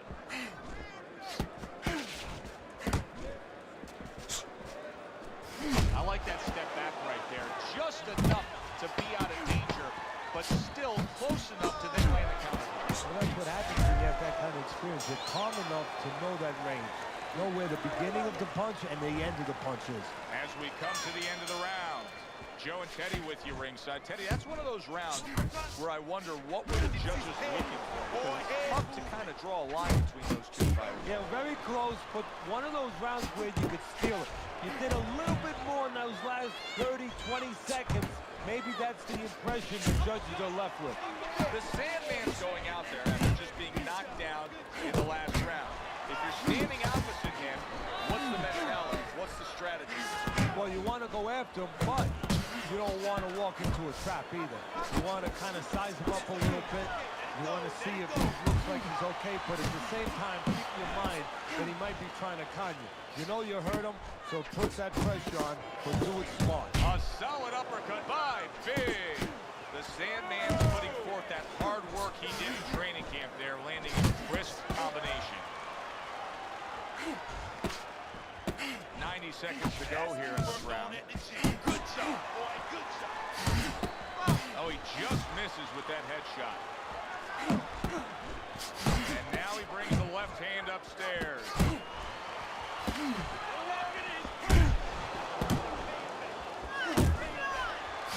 Good work with the uppercuts. Nice job there. The Sandman's putting his punches together now. That's a nice combination. He takes a shot and then commits to giving one right back.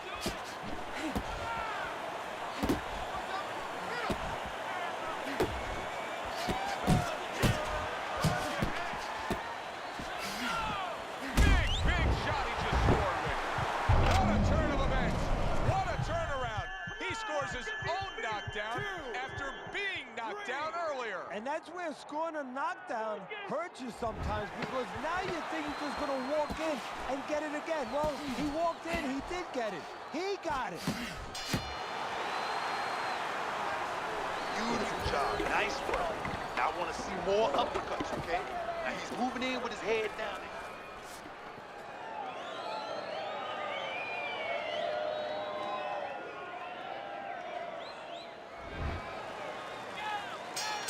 And round number 3 is underway.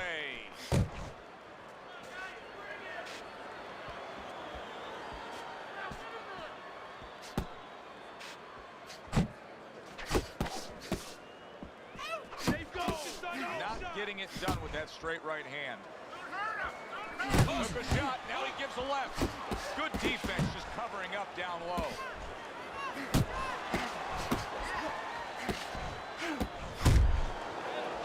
The Sandman showing you that sublime skill right now with that two-punch combo. This is just beautiful to watch. Watch how he just links one to the next, Teddy. A beautiful sequence, almost like musical notes being played. Well, exactly. It's a nice tool because it just follows. One, as you said, follows the other. Nice and smooth. The Sandman's landing a combination here. That's what he does when he's at his very best. Coming to the halfway point of this third round.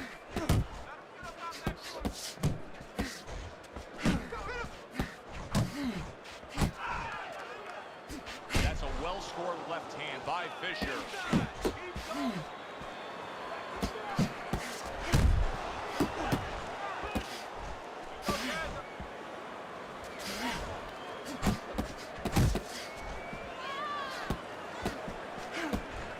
Good clean shot, returning fire. Well done by Big.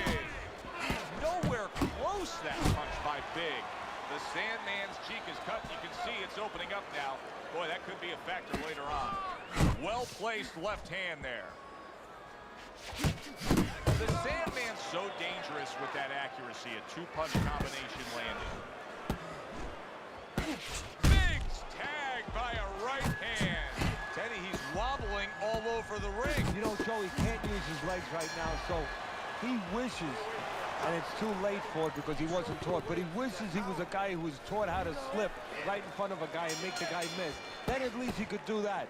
Right now, his only chance is to grab because the legs are not going to be there for him. Well, I think this is a fairly even fight, Teddy. As we look at your scorecard, that's the way you have it as we get around number 4. Well, it's been a battle of jabs, to be honest with you, Joe. And until one guy shows that his jab is bilingual, it's going to stay close. And what I mean by that, if one guy shows that his jab can do more than speak just English, maybe a little Spanish, you know, maybe a little bit of this language where he hooks off and he does more things, that guy is going to separate himself. That's a good left hand by Fisher. Fisher's showing us some desperate measures right here. Throwing big looping shots, trying to headhunt after being stunned. Yeah, sometimes when you're not sure of yourself, you actually do the opposite of what most people would think or picture that you do. You go right after the guy. You kind of run into the propeller of the plane. That's what he's doing right now.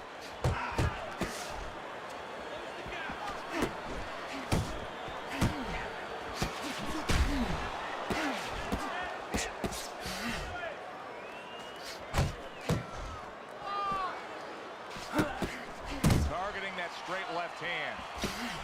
The Sandman's combination punching is working well here. He got all into that one. That was a solid uppercut.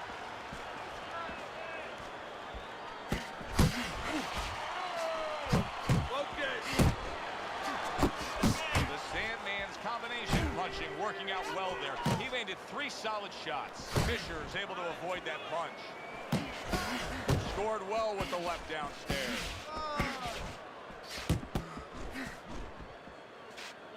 The Sandman's combination punching here is showing you what good boxing is all about. 3 punches thrown, 3 punches landed.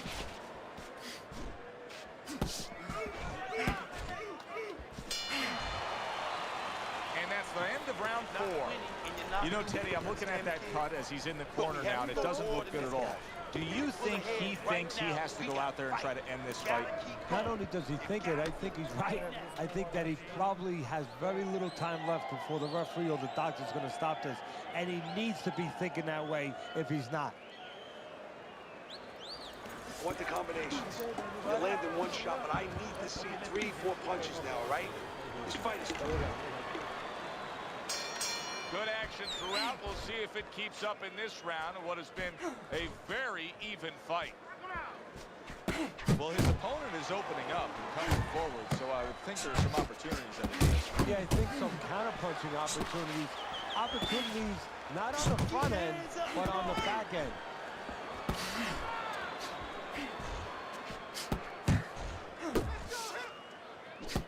Not able to connect with the uppercut.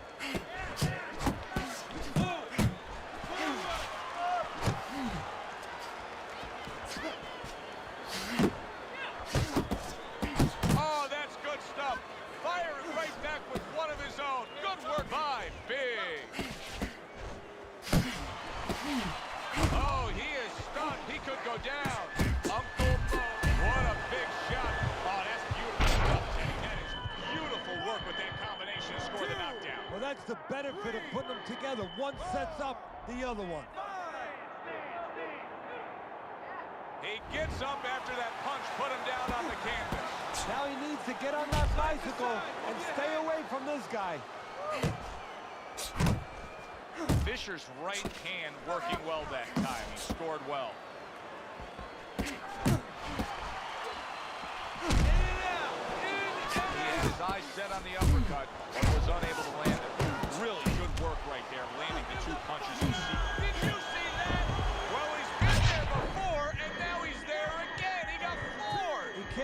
forced to keep going on that floor. You have to wonder when the referee's going to step in now and stop this.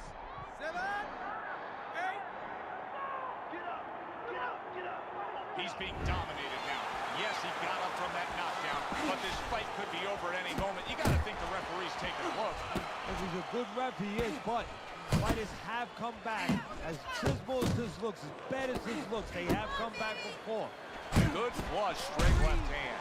So punch after punch, he keeps taking punishment. Starting to wonder here, Teddy, how much more will he be able to take? You want it to be the inclination of a fighter, in this case a warrior, to go on. But sometimes enough is enough, and you just have to take your losses and come back to fight another day. I believe we've gotten to that point.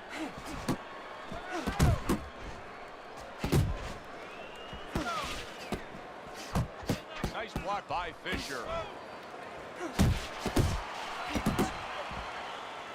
The Sandman's doing a poor job. There's no other way to really say it. I mean, he's sitting there trying to stay committed to being a counterpuncher, but in the meantime, the fight is getting away from him in a big way. Yeah, he needs a plan B right now. You know, he came in with plan A, Joe, but plan B is what he needs. He has to find another way to create offense.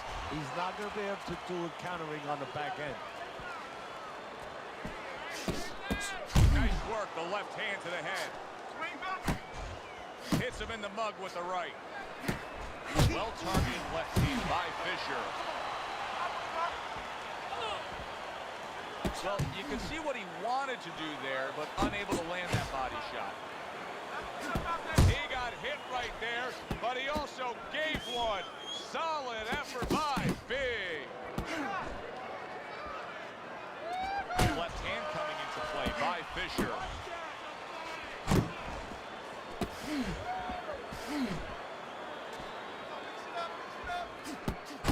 Best combination in the game, jab with the straight.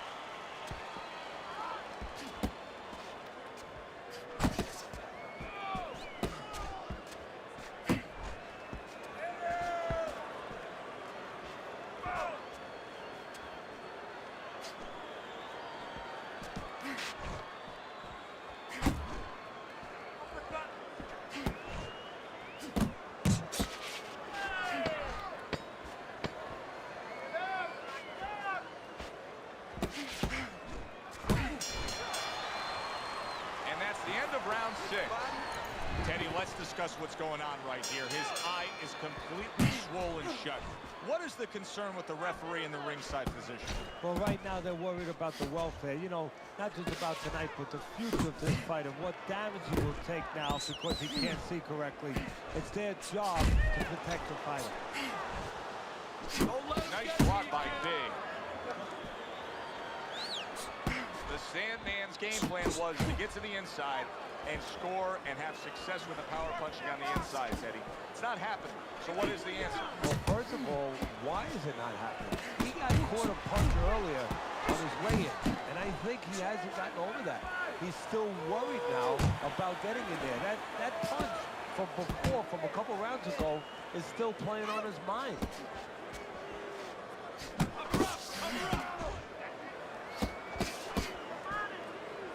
Good job snapping out that jab. You know, if you're watching Muhammad Ali, you know you need a jab to move on the outside. But if you're coming forward, you need a jab, and there's proof of it. The Sandman's nailed by a hook. Unable to score with the hook. Big's left, working well that time.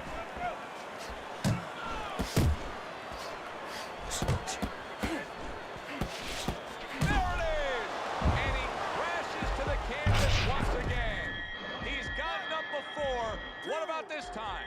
3, 4, 5. Fisher's still in a tough spot here. Don't get fooled just thinking he beat the count and everything's fine. And I'm not so sure that he can grab. So what you got to do now, if you're a trainer, the way you taught him in the gym is you don't want to go grab because you might leave yourself open. Move your head when he comes to you, then you grab him. Big's doing well, sticking to a game plan on the outside.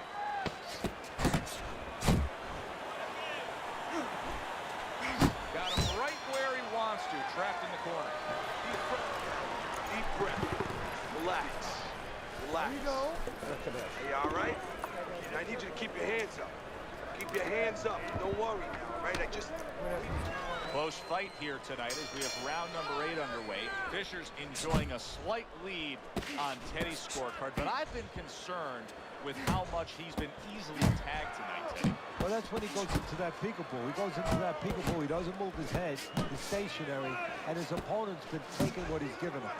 Big sticking to his game plan, regardless of the fact that he's been down in this fight. Yeah, and one fight you could compliment him for, Joe. You could say he understands who he is. He understands his identity. He's going to win or lose with that. But on the other hand, there are some changes he has to be aware of. Unable to connect by Fisher. Good job with the left hand. It was sudden, it was fast, it was direct by Big.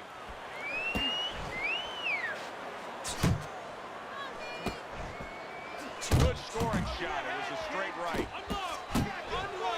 How about that exchange? Big nose is starting to bleed. Fisher's combination punching is just perfect there. 3 punches landing. Turns over. The Sandman's banged up by a left hand.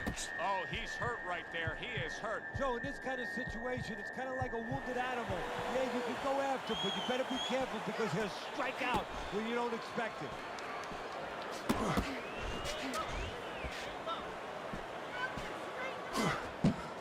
That's it. That's it. Fisher's getting himself into the mix now, landing that left hand. Straight right was lined up, but he missed. The Sandman's the kind of boxer that wants to do just that. Find the target, get the combination working, land both punches.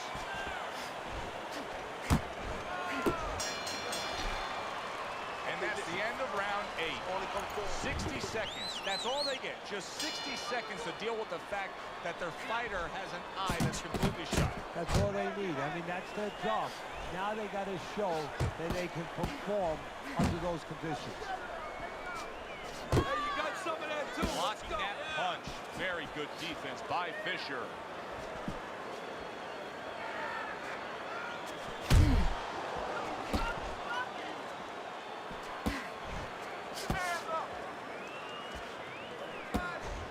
A well-placed left hand up top. Good work on the outside from him. And that was set up by his inside fighting earlier. A place where, quite honestly, I expected him to be all night long, but now he's getting the privilege, he's getting the luxury of being able to stay outside a little bit. Close the jam. He missed with that headshot. He falls victim to that big hook.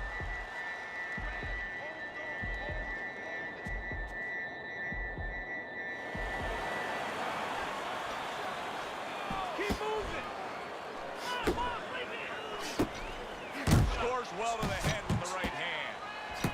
There's the combo to the body.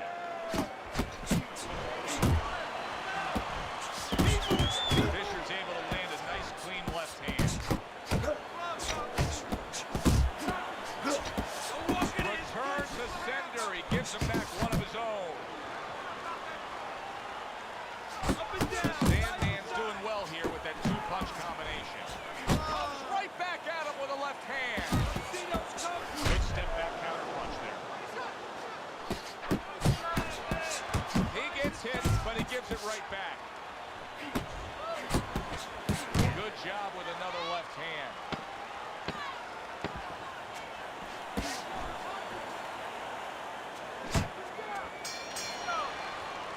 And this round comes to an end. The Sandman's defense is going to need to shine when he gets back out there. I mean, just look at the close-up of that cut we're seeing. Yeah, he's got to use his legs. You're right, Joe. He's got to get out there and buy some time for those medicines to work.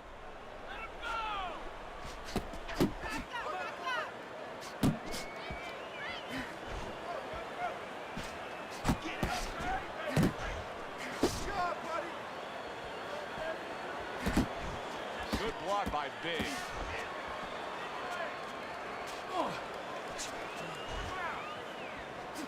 Solid uppercut. Focus. big.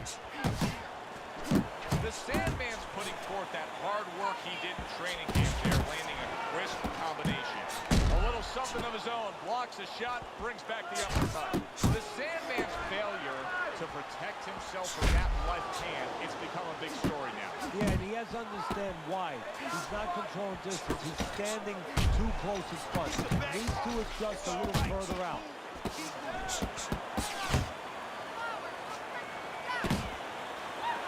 He scored well after being hit. He is not in good shape. He could be on the deck in moments.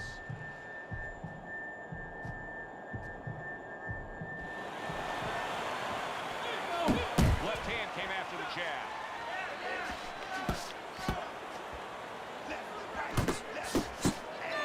You got to get some of that. Come on, let's go.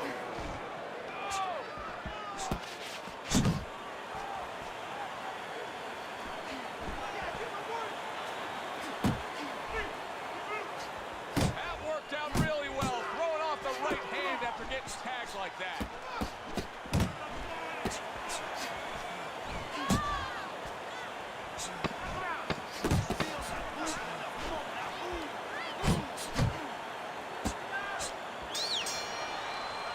From start to finish, it was utter domination. This was an easy one to score, Joe. As for that expected outcome, we send it up to the ring to hear from the judges. This was a sure and steady effort by Big tonight, and it earns him a unanimous decision win. Teddy, your scorecard reflects that as well.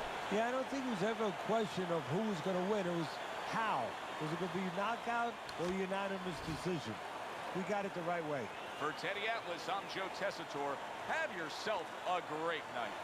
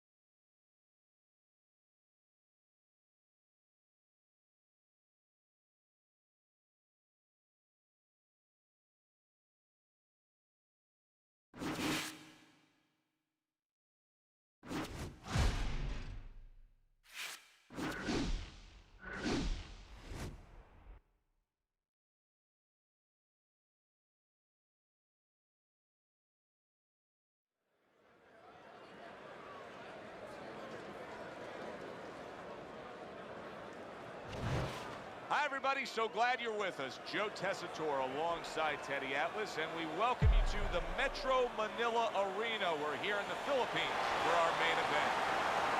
10 rounds in the middleweight division.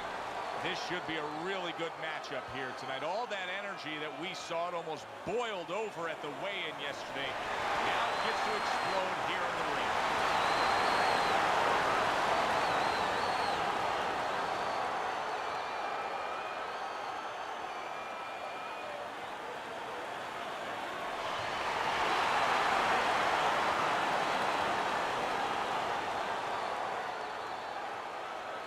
All right, gentlemen, protect yourselves at all times.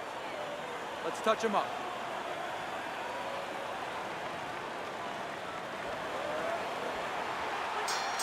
Little get to know you here in the opening round, scheduled for 10. Blocks that punch. The Sandman's opponent landing an effective counter punch right there. A razor-sharp hook to the head by Hands of Stone. Good job with the old 1-2 by Hands of Stone. Good exchange. He fires back. The Sandman's knowledge of the game is showing through. 3 ways to defend. One of them is to block. He did it there well. Hands of Stone showing you a little defensive skill there as he'll move away from that punch. He gives as well as he takes. You saw it on that exchange.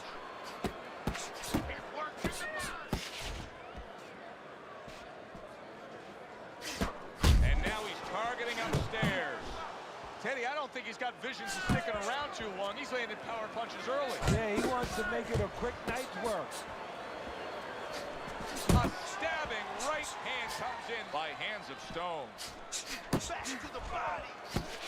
Hands of Stone's putting his punches together now. That's a nice combination. Here's a moment here as you see the step back counter punch where you realize this is the sweet science, not just some raw savagery swinging out there. Look at the little subtleties here, Joe. What he does is he forces him into a position to stop the punch. And then when he stops, he steps back, makes a miss, and comes right back. So many times you hear of an early round where they're just feeling each other out. No way. Not these guys. Straight to action. Well, if they can keep this up, they're both going to have headaches, but we're going to have a special one on our hands. Not able to land the headshot. Scored well upstairs with the right hand. Hands of Stone's defense let him down that time. He got caught by a well-targeted counter punch. End of this round. Joe and Teddy sitting ringside with you. It gives us time to reflect on the bigger picture of boxing. You know, it was interesting. We had a fan walk up to you earlier today and say, hey, I know you learned everything from the legendary Cus D'Amato, the great trainer.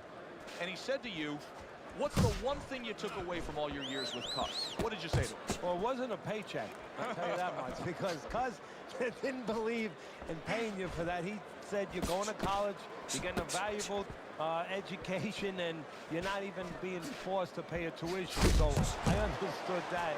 We worked 7 days a week, so there was no union. Cus believed in working on Sundays, so you couldn't go complain and say I'm being overworked. But I think, seriously, that the most important thing that I learned, of course, that from a technical standpoint, you have to be really secure in those areas. No matter how much talent a fighter has, you have to teach them right, teach them the fundamentals, but mentally. You have to understand that a fighter's really always on the field. And you have to understand those dimensions, those parameters. And you have to be able to find a way to get in there, understanding how he feels mentally, and understanding how that can impair his judgment, stop him from doing simple physical things.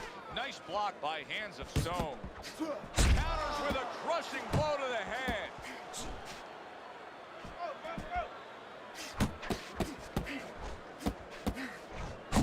Hands of Stone showing you that sublime skill right now with that two-punch combo.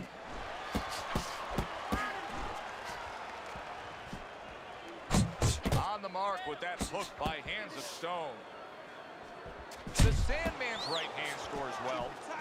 Oh, what an exchange! Come on. Little head knocking with that right hand. Hands of Stone's defense. Is it ever good? Look at how easy he's able to block those punches. All right, we need to pull ahead right here. This fight is way too close, and I need you to double up on the jab and follow up with 2 or 3 more punches. Keep your hands up, all right?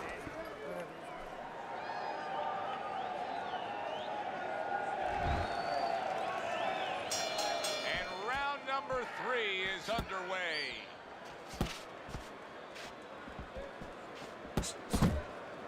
Dismisses his opponent's headshot.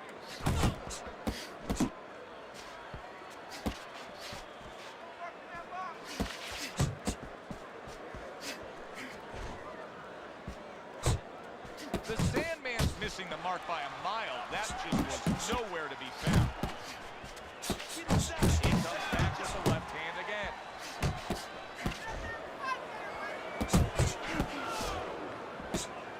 Able to block that away. It was targeted for his head.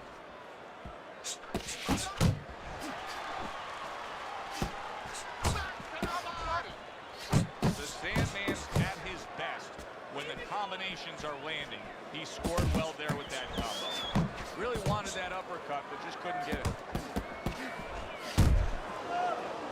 Reaching the halfway mark of this round. Hands of Stone got to deal with a cut sheet.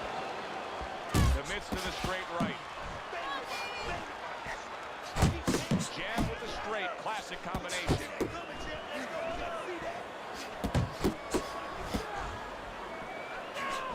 Tucks those elbows in, blocks the body shot.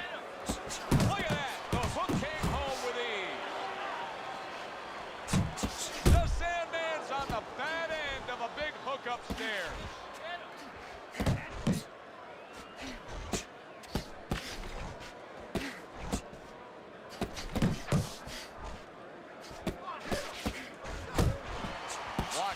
shot. What a great job. He gave one right back in return. Nice work by Hands of Stone. The Sandman's landing a combination here. That's what he does when he's at his very best. Look, stand straight up. Move that body. You need to move that body.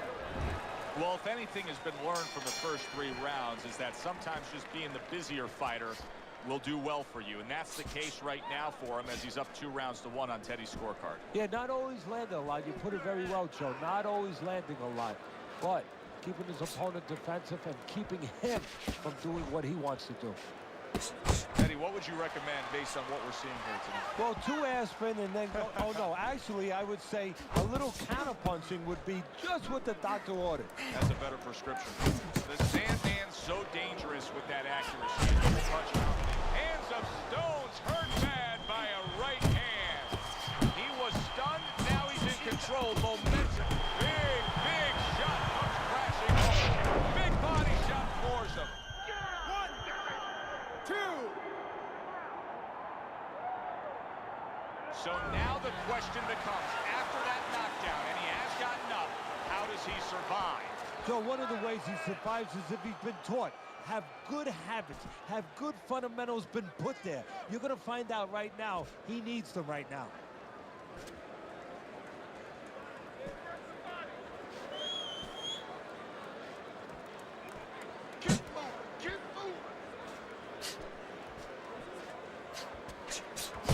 Oh, he's in bad shape here. He's stunned and he's wobbly. The only thing he has going for him is he's not a fighter that uses his legs anyway. You can't use him right now. He's a guy that likes to move his head. He's got to start doing that. Try to cement those feet down the best he can and get some head movement. They trade shots. He comes back with a right hand. Double up your punches.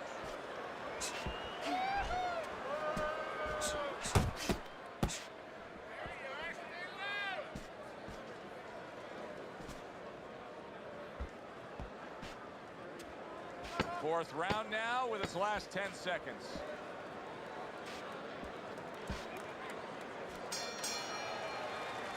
Three minutes gone by in this round. Hands of Stone's Cutman is going to earn his pay for sure. That is a bad gash. And I'm wondering what he's using in there. You know, you can only use certain things, Avitine, adrenaline, and thrombin. I'm wondering if he's using illegal things right now because that's the kind of cut that tempts you to use crazy glue. I don't want to criticize him too much, Teddy, because by going defensive here after being stunned, hey, this might be the right strategy to employ. As long as he doesn't stay with it too long. It's the right strategy to employ right now at this moment. But if you're going to win the fight, you have to find a way quickly down the road to get back to where you can score points and survive and be responsible defensively.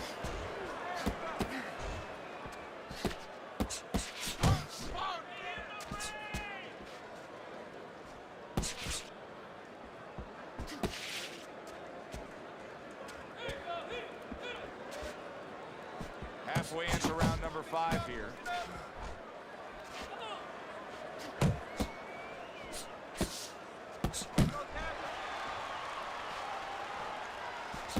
Nice strike after catching one by Hands of Stone.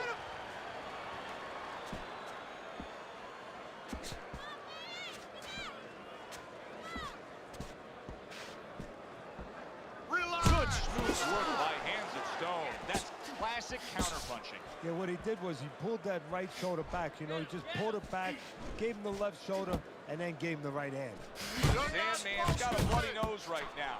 I don't know if it's broken, but the bottom line is it's going to be a distraction. A crushing 2-punch combo by Hands of Stone. The Sandman's movement helped out there. He avoided that punch. Hands of Stone scoring with that right hand. Oh, you see him with the left of the head there? Jab, and whoop. The start of the 6th round. The Sandman's got to be thrilled with what he was able to accomplish in the first half of this fight. As we start this round, clearly he wants to keep things in the same order. Well, part of the testing of anybody being successful in anything, in boxing or anything, is how do you handle prosperity? We're going to find that out right now. I know that sounds like a good problem to have, but does he get carried away with himself? You know, does he get a little cocky? We're going to see. He comes with the straight right hand. Zoning in on that gut combination punch downstairs. The Sandman's got to be really careful here, Teddy. That eye has gotten to a point where this fight could be stopped at any time. Well, the key is that it's above the eye, so of course it's impairing the vision. The blood, when it trickles down, he can't see. And that's what the referee's going to be looking for. Able to dismiss that body shot. Halfway through round 6. Back to the body. The Sandman's right hand scores well that time. Able to get away from that headshot with the block. That's great stuff. He fires one right back after taking one. Gotta love the work by Hands of Stone. Right hand over the top, very accurate with it. The Sandman's punch is far off the target. Teddy, how does a fighter know when that's the punch to fire off the other? Well, it's where he is. First of all, he's on the inside. His opponent usually keeping those earmuffs on a little bit. And there's an opening up the middle. And maybe his opponent's leaning forward a little bit. And there's the left hand working well for him again. Final 10 seconds of the 6th round. Tried to land that upstairs and was off the mark. And round 6 comes to an end. Pure savagery in there right now. Just a brutal display with both men showing it all over their face. The Sandman's combination punching is working well here. Really on the mark with that overhand left. Work the body, work that body. Inside. Hands of Stone stunned, and he is hurt. He got rocked. He just got rocked, and he's, look at that. And once again, he goes down. The question is, can he rise up again? 3, 4, 5. He went down from a big shot. Now he's got to have some big guts to move along. You're going to find out exactly what he's made of.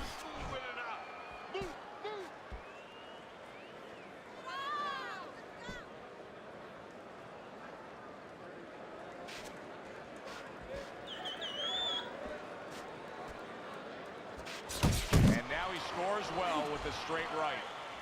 At the halfway point of round 7. The Sandman's able to land a good, solid left hand.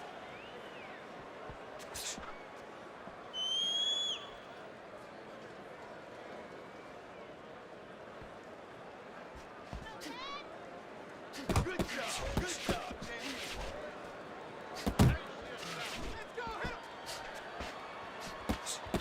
And he returns on that exchange. The Sandman's got a real problem on his hands now, Teddy. I think the cut is actually worsening around his eye. He has to do a better job of watching out for it. He has to protect that eye. Yeah, what he has to do now is give his corner man, his cut man, a chance for his work to be accomplished. In other words, there's been coagulants, chemicals put into that eye. Now the fighter has to move a little bit, be elusive, and allow those chemicals, those medicines to work. Good, solid overhand left. And round 7 comes to an end. Throw him off with some head. That's it. There you go. Throw him off with head.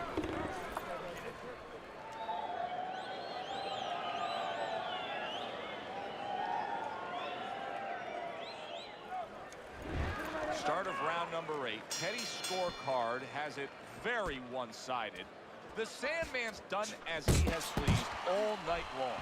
Yeah, well, he has an opponent in front of him, quite honestly, Joe, that gets insulted if you miss him. That's what we worked on at the gym. Good job, boy. Getting rid of that punch from his opponent. Well blocked by Hands of Stone.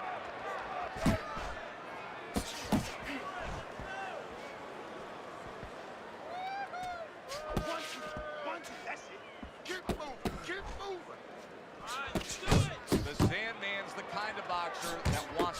just that. Find the target, get the combination working, land both punches. See, the defense pays off as he gets rid of that downstairs. The Sandman's doing well here with that two-punch combination.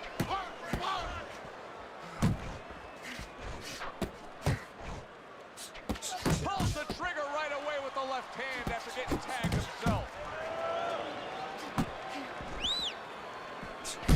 The Sandman's defense is paying off now.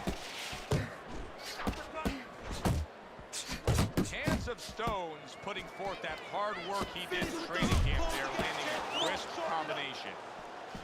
A little head hunting with the right. Hands of Stones defense did a good job there, able to avoid that punch. Teddy, it's one of my favorite times of one of our fight broadcasts. When we make the declaration, he has to have a knockout to win. And how's he going to do it? Well, I think he's got to be a photographer. He's got to be a guy that goes in the dark room, really, Joe, and start looking at the negatives. During the night, a lot of pictures have been taken. He's got to go now and look back at those pictures and remember something, that he saw something. He saw a moment. He saw a spot where the guy dropped his hand. He pulled back, and he's got to go, and he's got to act on that moment. You can see he's trying to score up top, but off the mark there. What a difference from corner to corner. As he sits on his stool, he knows that he is in complete control of this fight, peppering his opponent with power shots. Well, it's been like that all night long. Anything he throws finds a target.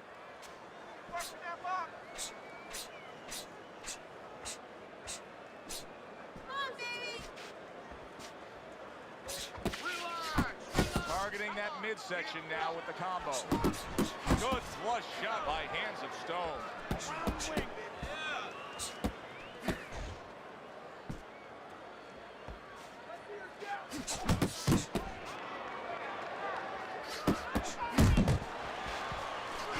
Hands of Stone's movement really helping him out, avoiding that punch. That is boxing 101. A nice, crisp combination by Hands of Stone. Hands of Stone's blocking ability is doing well for him there. Scored well up top. Very accurate with the overhand right. The Sandman's doing a brilliant job with his head movement. He's employing top-notch defense right here, and it's frustrating his opponent. It is frustrating his opponent. His opponent needs to make an adjustment of thinking right now and understand what's there, not what's not there. We know that the head's not there, but what's there? The body. He needs to start going downstairs. That will freeze up some of that head movement. He took a shot, but he came back with a right hand of his own.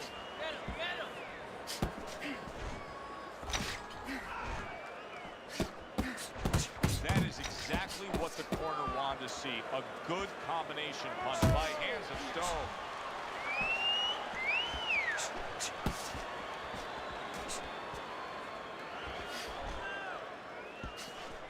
Keep moving, keep moving. 10 seconds remaining in this round. Comes right back with some offense of his own. And that's the end of round 9. We hear about guys being calm and cool when the pressure's on. With that eye completely shut, the pressure is on. Yeah, this is where you're really ultimately being tested as a fighter, as a human being, as a man.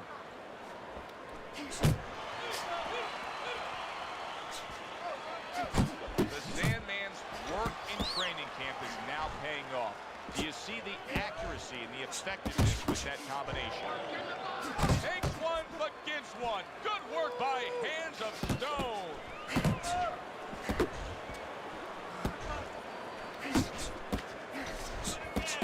A snapping combination by Hands of Stone.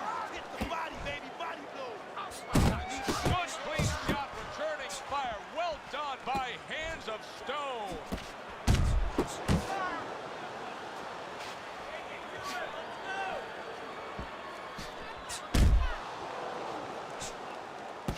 The Sandman's punch didn't come close. You know, one of the major issues here is he may be swallowing some blood now. You can see blood in his mouth. Well-targeted two-punch combo by Hands of Stone.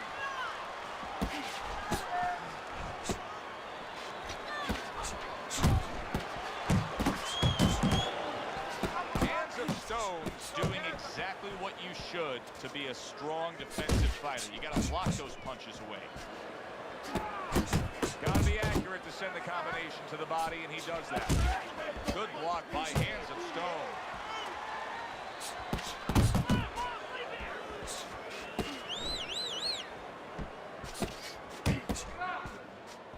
Little head hunting with the left.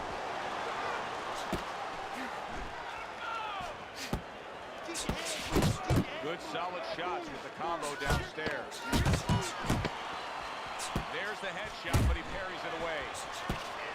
The Sandman's impressing the judges and himself with that right hand. That was a highly competitive back and forth bout. Now let's hear which way it went.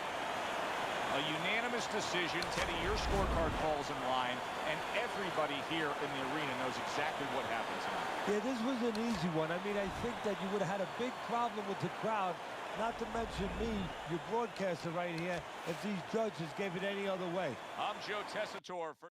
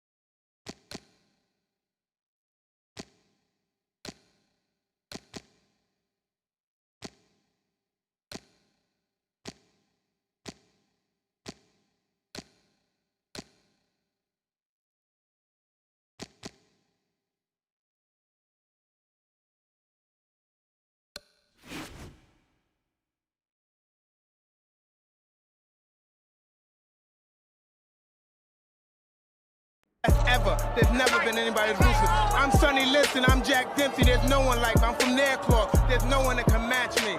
My style is impetuous. My defense is impregnable. And I'm just ferocious. I want your heart. I want to eat his children. Praise be to Allah. Are you saying now Mike the Bike? Lux Vision or No Vision. Powered by Vintage Vanity.